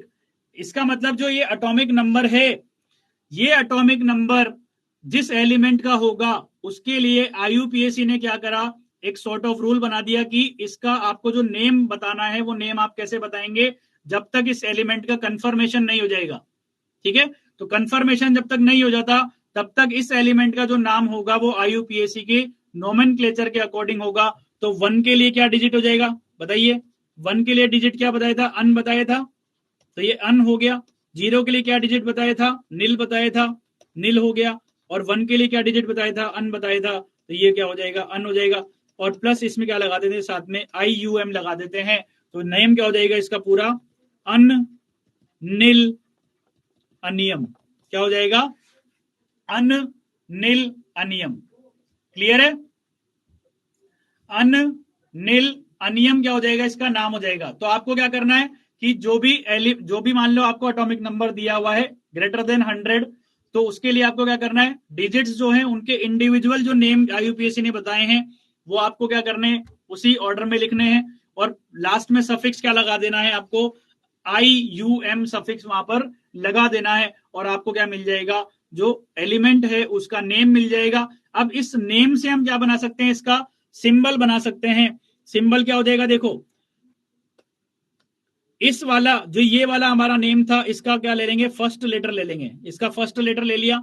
सेकंड वाला जो हमारा नेम था उसका फर्स्ट लेटर ले लिया। थर्ड वाला जो नेम था उसका हमने फर्स्ट लेटर ले लिया, और इनको मिला के हमने क्या बना दिया, UNU। और यही क्या हो जाएगा, इस एलिमेंट का सिंबल हो जाएगा। क्या हो जाएगा, यही इस एलिमेंट का सिंबल हो जाएगा। तो आपको याद कैसे करना है, देखो 0 मतलब क्या होता है, खत्म, खत्म मतलब क्या हो जाएगा, निल, नील बटे सन्नाटा बोलते हैं ना अपन, तो नील किस लिए बोलते हैं, जहां पर कुछ नहीं होता, यानी 0 क्या हो जाएगा, नील हो जाएगा।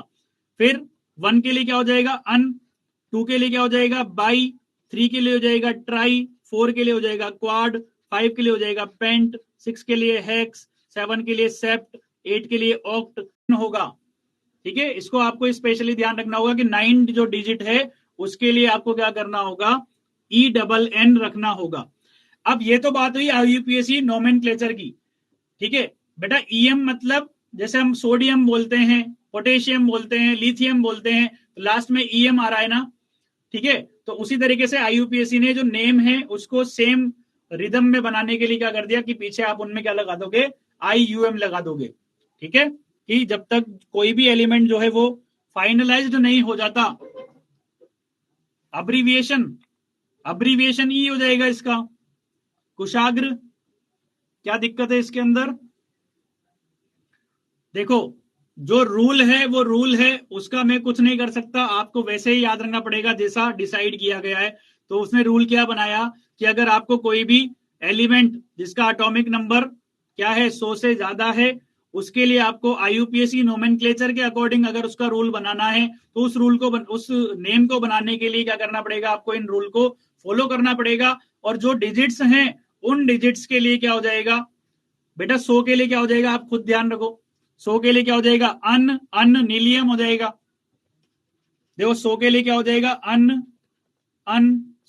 नील नीलियम, क्या हो जाएगा, अन नील नीलियम। ठीक है, क्लियर है। इसके अंदर याद क्या करना है, मान लो आपको क्वेश्चन में पूछा गया कि 119 नंबर है, इस 119 नंबर का आप क्या करो, इसका IUPAC नेम बताओ। तो IUPAC नेम क्या हो जाएगा, गर्वित बेटा फालतू का मजाक नहीं, अभी क्लास चल रही है ना। देखो 1 के लिए क्या डिजिट बताई, अन बताई, फिर दूसरा जो 1 होगा उसके लिए भी क्या हो जाएगा, अन हो जाएगा। 9 के लिए क्या डिजिट बताई, यहां पर नेम बताया। फिर इसका सिंबल बनाना चाहें तो सिंबल क्या हो जाएगा, U का। The IUPAC nomenclature of an element with electronic configuration radon 5F14 6D1 7S2। जल्दी बताइए, चलो पोल कर लेते हैं, जल्दी बताइए। मैंने आपको बताया था 18 32, तो यहां पर आप काउंट कर लीजिए कितने ये एलिमेंट आ रहे हैं। देखो 10 18, ठीक है, 18 कितना हो गया, 36, ये हो गया 54 प्लस 32 कितना हो जाएगा, 86 हो जाएगा। 86 प्लस देखो 4f में कितने इलेक्ट्रॉन है, 14 इलेक्ट्रॉन है, 6d में कितने इलेक्ट्रॉन है? 1 इलेक्ट्रॉन है। 7s में कितने इलेक्ट्रॉन है? 2 इलेक्ट्रॉन है। इनका टोटल करोगे कितना आ रहा है? देखिए 86 प्लस 14 कितना हुआ? 100। 100 प्लस 3 कितना हो गया? 103। अब 103 के लिए हम क्या करेंगे? नेम 1 के लिए हो जाएगा अन, 0 के लिए हो जाएगा नील, और 3 के लिए क्या हो जाएगा? ट्राई, और लास्ट में क्या लगा देंगे? IUM लगा देंगे। बेटा रेडॉन का इलेक्ट्रॉनिक कॉन्फ़िगरेशन क्यों लिखना है आपको? रेडॉन का आप यहां पर क्या निकाल सकते हो? एटॉमिक नंबर निकाल सकते हो। इस रूल के अकॉर्डिंग मैंने आपको बताया था कि फर्स्ट पीरियड में 2 एलिमेंट होंगे, सेकंड में 8 होंगे, आर्गन इसमें थर्ड में 8 होंगे, फोर्थ में 18, फिर फिफ्थ में 18, और रेडॉन वाले में क्या हो जाएंगे? यहाँ पर सिक्स्थ में 32 हो जाएंगे। इससे आप क्या निकाल लोगे बेटा? मेरे को सुनो, मैं एटॉमिक नंबर जो है वो नंबर ऑफ इलेक्ट्रॉन होते हैं ना। जेड क्या होता है? Atomic number. ठीक है, एटॉमिक नंबर को हम क्या लिख सकते हैं? नंबर ऑफ प्रोटॉन लिख सकते हैं। प्रोटॉन होंगे उतने क्या होंगे? नंबर ऑफ प्रोटॉन होंगे, और उतने नंबर ऑफ प्रोटॉन होंगे उसी को क्या बोला जाएगा? एटॉमिक नंबर बोला जाएगा। तो देखो मैंने यहाँ पर टोटल इलेक्ट्रॉन काउंट कर लिए। रेडॉन जो है, रेडॉन में कितने इलेक्ट्रॉन होंगे? 86 होंगे। फिर उसके बाद में कितने इलेक्ट्रॉन आए? 14 इलेक्ट्रॉन आए। फिर कितने इलेक्ट्रॉन आया? 1d में, प्लस 2 इलेक्ट्रॉन किस में आए? 7s में। आयन नहीं बोला गया, एलिमेंट बोला गया है। तो एलिमेंट में जितने इलेक्ट्रॉन होते हैं उतने ही नंबर ऑफ प्रोटॉन होते हैं। क्या इतनी बात सभी को क्लियर है कि एलिमेंट जो होगा उसके अंदर जितने इलेक्ट्रॉन होंगे उतने ही क्या होंगे? प्रोटॉन होंगे। लेकिन अगर हम आयन की बात करें तो आयन के अंदर नंबर ऑफ प्रोटॉन और नंबर ऑफ इलेक्ट्रॉन क्या होंगे? डिफरेंट होंगे। ठीक है, यस बेटा, लोरेंशियम होगा। लेकिन इसका जो IUPAC नेम है वो क्या होगा? अननिल ट्रियम होगा। और अगर हम यहां पर एलिमेंट की बात करें तो एलिमेंट कौन सा हो जाएगा हमारा? लोरेंशियम हो जाएगा, जो कि एटॉमिक नंबर कितना है? X। ये तो आप बहुत फटाफट से कर दोगे, जल्दी से बताओ।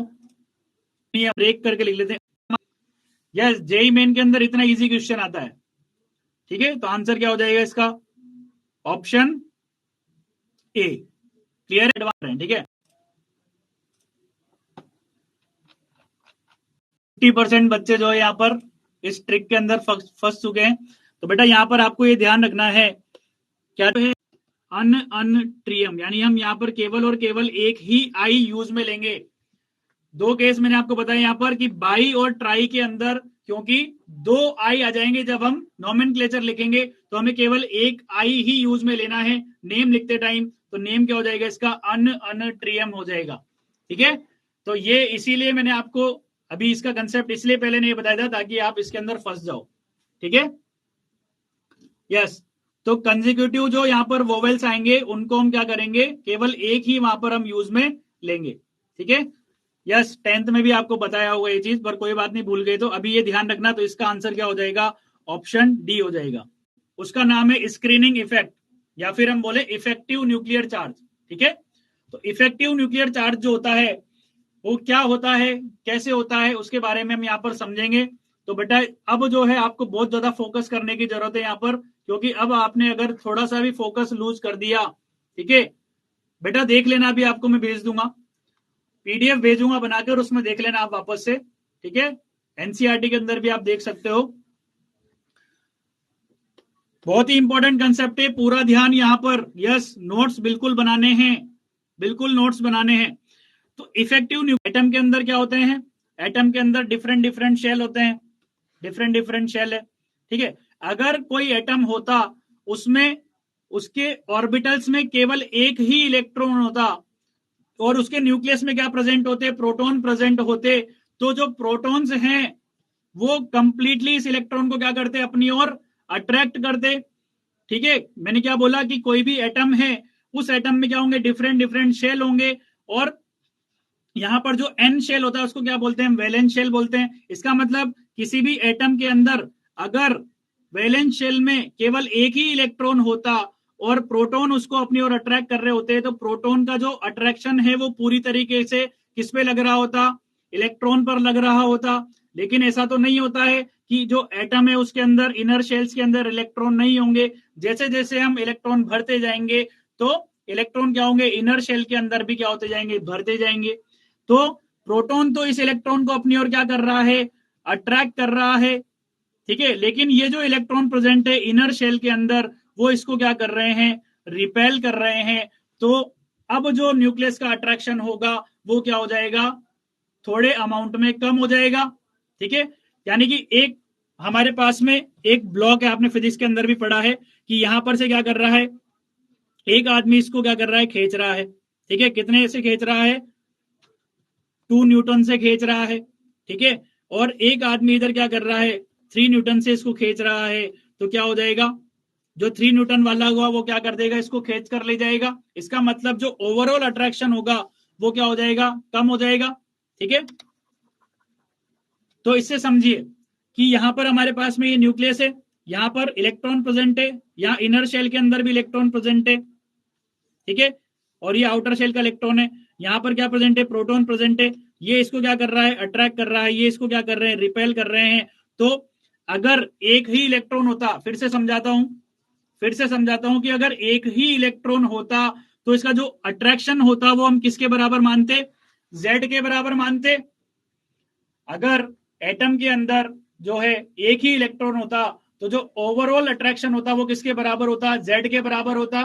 ठीक है, लेकिन क्योंकि इनर शेल के अंदर इलेक्ट्रॉन जो प्रेजेंट होते हैं वो क्या कर रहे होंगे, जो आउटर शेल का इलेक्ट्रॉन है उसको क्या कर रहे होंगे, रिपेल कर रहे होंगे। अब जो यहां पर ये जो नेट अट्रैक्शन होगा वो क्या हो जाएगा, थोड़े अमाउंट में कम हो जाएगा। तो इसको क्या बोलते हैं, इफेक्टिव न्यूक्लियर चार्ज बोलते हैं। यानी कि जब एक ही इलेक्ट्रॉन होता वैलेंस शेल में तो जेड जो है वो अपनी पूरी ताकत से खींच पाता, लेकिन इनर शेल के अंदर जो इलेक्ट्रॉन प्रेजेंट होते हैं वो कुछ अमाउंट में क्या करेंगे, रिपल्शन लगाएंगे। तो जो नेट अट्रैक्शन होगा, ठीक है, वो किसके बराबर होगा, अट्रैक्शन माइनस नेट रिपल्शन के, और उसी को क्या बोला जाता है, इफेक्टिव न्यूक्लियर चार्ज बोला जाता है। ठीक है, तो देखिए यहां पर हमारा जो प्रोटॉन है वो तो अट्रैक्शन लगा रहा है और जो इलेक्ट्रॉन है वो रिपल्शन लगा रहे हैं। तो टोटल अट्रैक्शन किसके बराबर है, जेड के बराबर है। और टोटल रिपल्शन जो यहां पर बोला जाता है वो किसके बराबर बोला जाता है, सिग्मा के बराबर बोला जाता है। तो जो जेड इफेक्टिव होगा वो क्या हो जाएगा, it is the net attraction from nucleus to outermost shell electron. ठीक है, तो जेड इफेक्टिव क्या हो जाएगा, जेड माइनस सिग्मा। क्लियर है, एक बार फिर से रिपीट कर देता हूं कि हमारे पास में अगर एटम में केवल एक ही इलेक्ट्रॉन होता तो प्रोटॉन जो है वो अपने पूरे ताकत से इलेक्ट्रॉन को अट्रैक्ट कर रहा होता, तो नेट अट्रैक्शन कितना होता, जेड होता।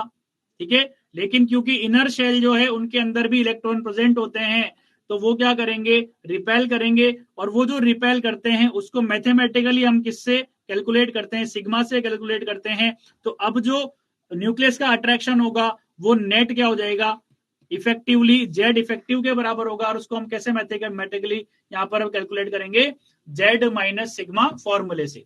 ठीक है, तो total attraction minus total repulsion equals to क्या हो जाएगा, जेड इफेक्टिव हो जाएगा। ठीक है, यस बेटा, जेड जो है यहाँ नंबर ऑफ प्रोटॉन को रिप्रेजेंट कर रहा है, या हम उसको एटॉमिक नंबर भी बोल सकते हैं। ठीक है, अब यहां पर ये जो सिग्मा होता है इसको हम क्या बोलते हैं, इसको हम बोलते हैं स्क्रीनिंग कांस्टेंट। क्या बोलते हैं, स्क्रीनिंग कांस्टेंट बोलते हैं। क्या बोलते हैं, स्क्रीनिंग कांस्टेंट बोलते हैं, या शील्डिंग कांस्टेंट भी बोलते हैं। ठीक है, अब हम यहां पर समझते हैं कि जो स्क्रीनिंग हो रही है, इलेक्ट्रॉन के थ्रू जो स्क्रीनिंग हो रही है वो कौन ज्यादा करेगा, कौन कम करेगा। ठीक है, अरे भाई आउटर मोस्ट शेल एन होगी, फिर उसके इलेक्ट्रॉन एक से ज्यादा होगा। तो जेड इफेक्टिव जो अगर हम डेफिनेशन की बात करें तो उनके अंदर कितने वैलेंस शेल इलेक्ट्रॉन होंगे, 2s के अंदर 2 इलेक्ट्रॉन और 2p के अंदर 3 इलेक्ट्रॉन। ठीक है, तो जो 2s और 2p के अंदर टोटल 5 इलेक्ट्रॉन है, इन 5 में से केवल एक ही इलेक्ट्रॉन जो होगा उसके ऊपर अपन क्या काउंट करेंगे, जेड इफेक्टिव काउंट करेंगे। बाकी जो 4 इलेक्ट्रॉन होंगे वो इसको क्या कर रहे होंगे, रिपेल कर रहे होंगे। ठीक है, अभी आगे आपको समझ में आएगा। अभी आपको एक कंसेप्ट समझ में आ गया, अभी आपको एक कंसेप्ट समझ में आ गया कि अगर केवल प्रोटॉन होता और केवल एक इलेक्ट्रॉन होता तो जेड जो है पूरी पावर लगती, लेकिन अब क्योंकि इलेक्ट्रॉन प्रेजेंट है तो कुछ हद तक क्या करेगा, रिपेल करेगा। तो अब जो नेट अट्रैक्शन फोर्स है न्यूक्लियस का वो क्या हो जाएगा, थोड़ा कम हो जाएगा। और वो जो कम होगा उसके लिए हम मैथमेटिकली क्या बोलते हैं, उसको सिग्मा बोलते हैं। ठीक है, चलिए आगे बढ़ते हैं। Screening effect or shielding effect. ठीक है, इनको क्या हम बोलते हैं, इनको समझेंगे कि screening effect or shielding effect क्या होता है। तो पहले डेफिनेशन की बात करें कि repulsion on the outermost shell electron by other electrons in the same shell और inner shell is called screening effect or shielding effect. जैसे कि अभी मैंने आपको बताया कि मान लीजिए नाइट्रोजन है हमारा, ठीक है, नाइट्रोजन के जो फर्स्ट शेल होगा उसके अंदर कितने इलेक्ट्रॉन है, 2 इलेक्ट्रॉन है, और जो इसका सेकंड शेल है उसके अंदर कितने इलेक्ट्रॉन है, 5 इलेक्ट्रॉन है। अब मान लीजिए मुझे जेड इफेक्टिव कैलकुलेट करना है, तो जेड इफेक्टिव में किसी भी एक इलेक्ट्रॉन पर कैलकुलेट करूंगा, तो इस इलेक्ट्रॉन पर न्यूक्लियस तो क्या लगा रहा होगा, अट्रैक्शन लगा रहा होगा, और बाकी सभी जो इलेक्ट्रॉन है वो क्या कर रहे होंगे, इसको रिपेल कर रहे होंगे, ठीक है। तो इसका जो नेट अट्रैक्शन फोर्स होगा उसको क्या बोला जाएगा, जेड इफेक्टिव बोला जाएगा, that is equal to Z minus sigma. अब ये जो सिग्मा होता है, ये सिग्मा कितना ज्यादा किस ऑर्बिटल से लगेगा या कितना ज्यादा किस सबशेल से लगेगा, उसको हम क्या बोलेंगे यहाँ पर, उसको हम यहाँ पर स्क्रीनिंग इफेक्ट या शील्डिंग इफेक्ट बोलेंगे। तो यहाँ पर repulsion on outermost shell electron by other electrons in the same shell और inner shell is called screening effect or shielding effect, ठीक है। अब ये कहां कम होगा कहां ज्यादा होगा इसके बारे में हम बात करते हैं। आपने जो है क्वांटम नंबर के अंदर ये पढ़ा होगा कि जो एस ऑर्बिटल है, एस ऑर्बिटल जो होता है वो कैसा होता है, स्फेरिकल शेप का होता है। पी ऑर्बिटल जो होता है वो हमारे डम्बल शेप का होता है, और जो डी ऑर्बिटल होता है वो डबल डम्बल शेप का होता है, ठीक है। तो यहां पर अगर मैं बात करूं इलेक्ट्रॉन डेंसिटी की, ठीक है, इलेक्ट्रॉन डेंसिटी की, तो इलेक्ट्रॉन डेंसिटी कहां पर सबसे ज्यादा होती है, एस ऑर्बिटल के अंदर इलेक्ट्रॉन डेंसिटी क्या होती है, सबसे ज्यादा होती है, देन पी ऑर्बिटल के अंदर, देन डी ऑर्बिटल के अंदर, देन एफ ऑर्बिटल के अंदर, ठीक है। अब ये बताओ कि ये हमारे पास में यहां पर एक इलेक्ट्रॉन प्रेजेंट है, ठीक है, यहां पर हमारे पास में इलेक्ट्रॉन प्रेजेंट है और यहां पर हमारे पास में इलेक्ट्रॉन प्रेजेंट है, ठीक है। अब ये इसके पास इसका आउटर मोस्ट शेल है, आउटर मोस्ट शेल है, तो इलेक्ट्रॉन डेंसिटी सबसे ज्यादा कहां पर है, एनएस के पास में। तो यहां पे जो इलेक्ट्रॉन प्रेजेंट होगा उसके सबसे ज्यादा रिपल्शन कौन लगाएगा, जहां पर इलेक्ट्रॉन डेंसिटी सबसे ज्यादा होगी। तो एनएस के जो इलेक्ट्रॉन अगर यहां पर प्रेजेंट होगा तो वो आउटर मोस्ट के इलेक्ट्रॉन को क्या कर रहा होगा, सबसे ज्यादा रिपेल कर रहा होगा। इसलिए जो शील्डिंग इफेक्ट भी होगा या स्क्रीनिंग इफेक्ट होगा वो सबसे ज्यादा किसके अंदर होगा, एनएस के अंदर होगा, देन एनपी के अंदर होगा, देन एनडी के अंदर, और सबसे कम किसके अंदर हो जाएगा, एनएफ के अंदर हो जाएगा। क्या ये बात सभी को क्लियर है, क्या ये बात सभी को क्लियर है कि जो एस ऑर्बिटल है वो स्फेरिकल शेप का है और उसके अंदर क्या है, इलेक्ट्रॉन डेंसिटी ज्यादा है, ठीक है, न्यूक्लियस के पास में इलेक्ट्रॉन डेंसिटी ज्यादा है। इलेक्ट्रॉन डेंसिटी ज्यादा होने के कारण क्या होगा कि यहाँ पर जो आउटर मोस्ट इलेक्ट्रॉन होगा उसको ये ज्यादा रिपल्शन लगाएगा, ज्यादा रिपल्शन लगाएगा, इसका मतलब इसका स्क्रीनिंग इफेक्ट क्या होगा, ज्यादा होगा। तो अगर मैं सेम शेल की बात करूं, जैसे मैं बात करूं अगर 2s 2 सेकेंड सबशेल की अगर हम बात करें तो 2s का जो स्क्रीनिंग इफेक्ट होगा वो 2p से क्या होगा, ज्यादा होगा। अगर मैं थर्ड शेल की बात करूं तो 3s का जो स्क्रीनिंग इफेक्ट होगा वो 3p से ज्यादा होगा और 3d से ज्यादा होगा। इसका मतलब 3d जो है उसका स्क्रीनिंग इफेक्ट क्या होगा, सबसे कम होगा। यानी 3d के अंदर जो इलेक्ट्रॉन होगा वो आउटर मोस्ट इलेक्ट्रॉन को सबसे कम रिपेल करेगा, और सबसे कम अगर रिपेल करेगा तो जो न्यूक्लियस होगा वो सबसे ज्यादा क्या करेगा, अपनी ओर अट्रैक्ट करेगा। अगर एफ के अंदर इलेक्ट्रॉन होगा तो वो इलेक्ट्रॉन आउटर मोस्ट इलेक्ट्रॉन को सबसे कम रिपेल करेगा, तो उसका जो न्यूक्लियस होगा वो क्या करेगा, सबसे ज्यादा अट्रैक्ट करेगा। क्लियर है ये बात बेटा? सेम शेल की हम बात कर रहे हैं, सेम शेल की हम बात कर रहे हैं, 1s का साइज छोटा होगा। अरे भाई 1s और 2s में तो 1s का स्क्रीनिंग इफेक्ट ज्यादा होगा ना, क्योंकि 1s में इलेक्ट्रॉन डेंसिटी क्या होगी, और भी ज्यादा होगी, ठीक है।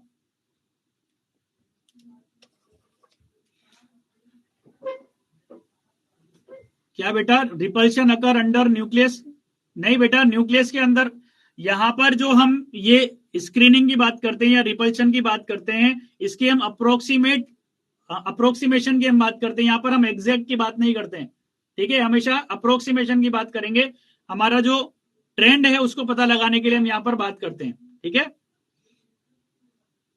नहीं बेटा, यहां पर स्फेरिकल होने के कारण इलेक्ट्रॉन डेंसिटी क्या होती है, ज्यादा होती है। पी ऑर्बिटल डम्बेल शेप में होता है। आगे आप एटॉमिक स्ट्रक्चर के अंदर भी सीखेंगे ये चीज कि जो हमारे ऑर्बिटल होते हैं उनके अंदर इलेक्ट्रॉन की जो इलेक्ट्रॉन फाइंडिंग प्रोबेबिलिटी जो होती है वो सबसे ज्यादा किसके अंदर होती है, एस के अंदर, न्यूक्लियस के अराउंड सबसे ज्यादा होती है। इसलिए यहाँ इलेक्ट्रॉन डेंसिटी क्या होती है, सबसे ज्यादा होती है।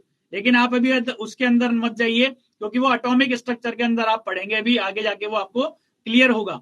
अभी आपको ये ध्यान रखना है कि एस ऑर्बिटल जो है उसके अंदर इलेक्ट्रॉन डेंसिटी सबसे ज्यादा होती है as compare to p orbital. P में डी से ज्यादा होती है, डी में एफ से ज्यादा होती है। इसलिए सबसे ज्यादा जो रिपल्शन लगाएगा वो एस का इलेक्ट्रॉन लगाएगा, फिर उससे कम पी का इलेक्ट्रॉन, फिर उससे कम डी का इलेक्ट्रॉन, फिर उससे कम एफ का इलेक्ट्रॉन। ठीक है। और जहां रिपल्शन कम होगा वहां पर अट्रैक्शन ज्यादा होगा। अट्रैक्शन अगर ज्यादा होगा तो क्या हो जाएगा, इलेक्ट्रॉन जो है वो क्या होगा, ज्यादा अपनी न्यूक्लियस की ओर अट्रैक्ट होगा, तो साइज क्या हो जाएगा, वहां पर छोटा होता जाएगा। ठीक है जैसे बेटा, क्योंकि डेंसिटी ज्यादा है। बेटा सेम शेल का मतलब तो ये हो गया कि जैसे ये हमारे पास में n इक्वल टू, ये तो क्या हो गया हमारे पास में n इक्वल टू 1 हो गया। ठीक है। देन उसके बाद में क्या हो गया, n इक्वल टू 2 हो गया। देन उसके बाद में क्या हो गया, n इक्वल टू 3 हो गया। तो n इक्वल टू 3 के अंदर इलेक्ट्रॉन जो प्रेजेंट होंगे वो तो सेम शेल के इलेक्ट्रॉन होंगे, और जो अंदर वाले इलेक्ट्रॉन होंगे वो क्या होंगे, इनर शेल के इलेक्ट्रॉन होंगे। ठीक है बेटा, अब आप रिसर्च मत करो। ठीक है, साइंटिस्ट नहीं बनना है, रिसर्च नहीं करना है। चलिए आगे बढ़ते हैं। अब अभी हमने बात करी यहां पर स्क्रीनिंग इफेक्ट या शील्डिंग इफेक्ट की। अब हम बात करते हैं पेनिट्रेशन पावर की। ठीक है, पेनिट्रेशन पावर क्या होती है, it is the ability of an electron to come closer to the nucleus और to penetrate towards the nucleus. ठीक है, अब फिर से हम यहां पर ऑर्बिटल की बात करते हैं। देखो एस ऑर्बिटल जो है वो स्फेरिकल है, इसमें जो इलेक्ट्रॉन होगा वो न्यूक्लियस के क्या होगा, सबसे पास होगा। पी ऑर्बिटल कैसा है, डम्बेल शेप का है, इसके अंदर जो इलेक्ट्रॉन प्रेजेंट होगा वो as compare to s orbital nucleus के उतना ज्यादा करीब नहीं होगा, क्योंकि यहां पर इलेक्ट्रॉन डेंसिटी क्या होगी, देखो इलेक्ट्रॉन डेंसिटी का ऑर्डर क्या है, एनएस के अंदर ज्यादा है एनपी से, एनपी के अंदर ज्यादा है एनडी से, और एनडी के अंदर ज्यादा है एनएफ से। ठीक है, अब एनएस के अंदर इलेक्ट्रॉन डेंसिटी ज्यादा होने का मतलब क्या है, क्योंकि वो क्लोज टू न्यूक्लियस है, उसकी जो इलेक्ट्रॉन की डिस्टेंस है न्यूक्लियस से वो क्या है, एनएस के अंदर सबसे कम है। तो ये बताओ कि मेरे पास में अगर इलेक्ट्रॉन प्रेजेंट है तो सबसे ज्यादा न्यूक्लियस के करीब कौन सा इलेक्ट्रॉन होगा। अगर एस के अंदर इलेक्ट्रॉन है, पी के अंदर इलेक्ट्रॉन है और डी के अंदर इलेक्ट्रॉन है, तो न्यूक्लियस के सबसे ज्यादा करीब कौन होगा, एस के अंदर जो इलेक्ट्रॉन प्रेजेंट होगा। इसका मतलब अट्रैक्शन पावर किसके ऊपर सबसे ज्यादा लगेगा, न्यूक्लियस का अट्रैक्शन किस इलेक्ट्रॉन के ऊपर सबसे ज्यादा लगेगा, एस इलेक्ट्रॉन के ऊपर सबसे ज्यादा लगेगा। ठीक है, अच्छा इलेक्ट्रॉन का न्यूक्लियस की ओर ज्यादा अप्रोच करना या उसकी ओर पेनिट्रेट होना, वही क्या होता है, उसकी पेनिट्रेशन पावर होता है। तो कौन से ऑर्बिटल के इलेक्ट्रॉन का पेनिट्रेशन पावर ज्यादा होगा, या किस ऑर्बिटल का पेनिट्रेशन पावर ज्यादा होगा, एस ऑर्बिटल का पेनिट्रेशन पावर पी ऑर्बिटल से ज्यादा होगा, पी ऑर्बिटल का डी ऑर्बिटल से ज्यादा होगा, और डी ऑर्बिटल का क्या हो जाएगा, एफ ऑर्बिटल से ज्यादा हो जाएगा। ठीक है, तो अगर हम बात करें रिपल्शन की, तो एस के अंदर present electron outer most electron को सबसे ज्यादा रिपेल करेगा। अगर किसमें प्रेजेंट है, सेम शेल की अगर हम बात करें तो सेम शेल का एनएस, एनपी, एनडी और एनएफ में से सबसे ज्यादा एनएस का इलेक्ट्रॉन जो है वो रिपेल करेगा। अगर हम पेनिट्रेशन पावर की बात करें तो एस का इलेक्ट्रॉन जो है वो न्यूक्लियस के ज्यादा करीब है, इसलिए वो उस पे जो अट्रैक्शन पावर लगेगा न्यूक्लियस का वो क्या लगेगा, ज्यादा लगेगा। ठीक है, अब दोनों चीजों को मैं समझाता हूं फिर से कि हमारे पास में यहाँ पर न्यूक्लियस है, ये इसके अराउंड क्या है, शेल है, ठीक है, यहां सेम एटम है और ये उसका शेल है। अब यहां पर हम बात कर रहे हैं कि यहां पर भी इलेक्ट्रॉन प्रेजेंट है, यहां पर भी इलेक्ट्रॉन प्रेजेंट है, यहां पर भी इलेक्ट्रॉन प्रेजेंट है, यहां पर भी, ठीक है, अज्यूम करो अभी। तो ये जो यहां पर इलेक्ट्रॉन ये किसके अंदर प्रेजेंट है, ये प्रेजेंट है एनएस सबशेल के अंदर प्रेजेंट है। ठीक है, और यहां पर ये जो इलेक्ट्रॉन है ये एनपी के अंदर प्रेजेंट है, किसके अंदर प्रेजेंट है, एनपी के अंदर प्रेजेंट है। अब ये बताओ मुझे कि ये जो इलेक्ट्रॉन है ये इस इलेक्ट्रॉन को रिपेल ज्यादा करेगा या ये वाला इलेक्ट्रॉन ज्यादा रिपेल करेगा? बताइए, रिपल्शन कौन ज्यादा लगाएगा? जहां इलेक्ट्रॉन डेंसिटी ज्यादा होगी, इसका मतलब NS वाला इलेक्ट्रॉन जो है वो इस आउटर मोस्ट इलेक्ट्रॉन को ज्यादा रिपेल करेगा। ठीक है, ये तो बात हो गई शील्डिंग की। ठीक है, अब हम बात करते हैं पेनिट्रेशन की। अब पेनिट्रेशन जब हम देख रहे हैं तो ये जो आउटर मोस्ट इलेक्ट्रॉन है इसको भूल जाओ। अभी हम बात कर रहे हैं कि कौन ज्यादा क्लोज टू न्यूक्लियस होगा, NS इलेक्ट्रॉन ज्यादा पास होगा ऑर्बिट न्यूक्लियस के, या NP इलेक्ट्रॉन ज्यादा पास होगा? कौन सा इलेक्ट्रॉन ज्यादा पास होगा? NS इलेक्ट्रॉन ज्यादा पास होगा। इसका मतलब जो न्यूक्लियस है वो ज्यादा अट्रैक्शन लगाएगा इसके ऊपर। ठीक है, तो ज्यादा अट्रैक्शन किस पे लगेगा? NS पे ज्यादा लगेगा एज कंपेयर टू NP, और इसी को क्या बोलते हैं? पेनिट्रेशन पावर बोलते हैं। तो शील्डिंग फिनोमेना क्या बोलता है कि जो इनर शेल के इलेक्ट्रॉन हैं अगर वो S में प्रेजेंट होंगे तो वो आउटर शेल के इलेक्ट्रॉन को क्या करेंगे? ज्यादा रिपेल करेंगे as compare to NP electron, as compare to ND electron, as compare to NF electron. लेकिन पेनिट्रेशन की अगर हम बात करें तो अगर कोई इलेक्ट्रॉन S सब शेल में प्रेजेंट होगा तो उस पे न्यूक्लियस का अट्रैक्शन ज्यादा लगेगा। ठीक है बेटा, क्लोजर इसलिए है क्योंकि S का जो शेप है वो कैसा है? स्फेरिकल शेप है। मैंने आपको क्या बोला कि आप एटॉमिक स्ट्रक्चर के अंदर ये कंसेप्ट सीखेंगे कि जो इलेक्ट्रॉन की फाइंडिंग प्रोबेबिलिटी होती है वो S के अंदर क्या होती है? क्लोज टू न्यूक्लियस होती है। यानी जब इलेक्ट्रॉन S ऑर्बिटल में प्रेजेंट होता है तो वो न्यूक्लियस के सबसे ज्यादा करीब होता है। ठीक है, अगर P में होगा तो S कंपेयर टू S वो थोड़ा ज्यादा डिस्टेंस पे होगा, D में अगर होगा तो और ज्यादा थोड़ी डिस्टेंस पे होगा, और अगर F में होगा तो वो और ज्यादा डिस्टेंस पे होगा। ठीक है, तो डिस्टेंस जैसे जैसे बढ़ती जाएगी वैसे वैसे अट्रैक्शन ऑफ न्यूक्लियस कम होता जाएगा, तो पेनिट्रेशन पावर भी क्या होता जाएगा? कम होता जाएगा। क्या ये बात सभी को क्लियर है? चलिए अब हम आगे बढ़ते हैं। Calculation of screening constant sigma bye Slater rule. ठीक है, तो स्लेटर एक साइंटिस्ट थे, उन्होंने सिग्मा को कैलकुलेट करने के लिए क्या दिया? एक स्पेसिफिक रूल दिया। ठीक है, स्पेसिफिक रूल जो है वो क्या दिया था? आपने पढ़ा भी होगा, मैंने आपको मॉड्यूल से पढ़ के आने के लिए बोला था, मॉड्यूल से आपको पढ़ के आने के लिए बोला था, सबने पढ़ा है? ठीक है, 5 मिनट और बेटा, 5 मिनट बस 5 मिनट और गया है, जिसके लिए हमें जेड इफेक्टिव कैलकुलेट करना है। उसके इलेक्ट्रॉनिक कॉन्फ़िगरेशन को हम क्या कर देंगे? सबसे पहले लिख लेंगे। ठीक है, अब उसके बाद में हम क्या करेंगे? उस कॉन्फ़िगरेशन में जितने इलेक्ट्रॉन है, जैसे 1s के अंदर 2 इलेक्ट्रॉन जाएंगे, 2s के अंदर 2 इलेक्ट्रॉन, 2p के अंदर 6 इलेक्ट्रॉन, तो हम इलेक्ट्रॉन भी साथ के साथ में क्या कर देंगे? उसके अंदर फिल कर देंगे। ठीक है, अब हम क्या करेंगे? स्लेटर ने ये बोला कि इन ऑर्बिटल्स को इंक्रीजिंग प्रिंसिपल क्वांटम नंबर यानी इंक्रीजिंग वैल्यू ऑफ n के अकॉर्डिंग क्या करेंगे? ग्रुपिंग कर देंगे। और वो ग्रुपिंग कैसे होगी? देखो, groupings are done shell wise putting NS and NP। NS NP का क्या करेंगे? एक ग्रुप बनाएंगे। ठीक है, of a shell in one group, और ND और NF का क्या करेंगे? सेपरेट ग्रुप बनाएंगे। देखो यहां पर ये 1s2 2s2 2p6 3s2 3p6 4s2 3d10 and 4p6 5s2 4d10 5p6 6s2, ये किसके अकॉर्डिंग है? ये n+l रूल के अकॉर्डिंग है। किसके अकॉर्डिंग है? n+l रूल के अकॉर्डिंग है।